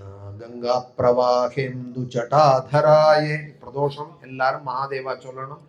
கங்கா பிரவாஹேந்து ஜட்டாதராயே திரிலோச்சனாய ஸ்மரகாலஹம்த்ரே சமஸ்ததேவைரபி பூஜிதாயே ஸ்ரீவைத்யநாதாய நம சிவாய.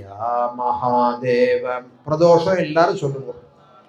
மகாதேவ மகாதேவ மகாதேவ மகாதேவ மகாதேவ மகாதேவ மகாதேவ மகாதேவ மகாதேவ மகாதேவ மகாதேவ.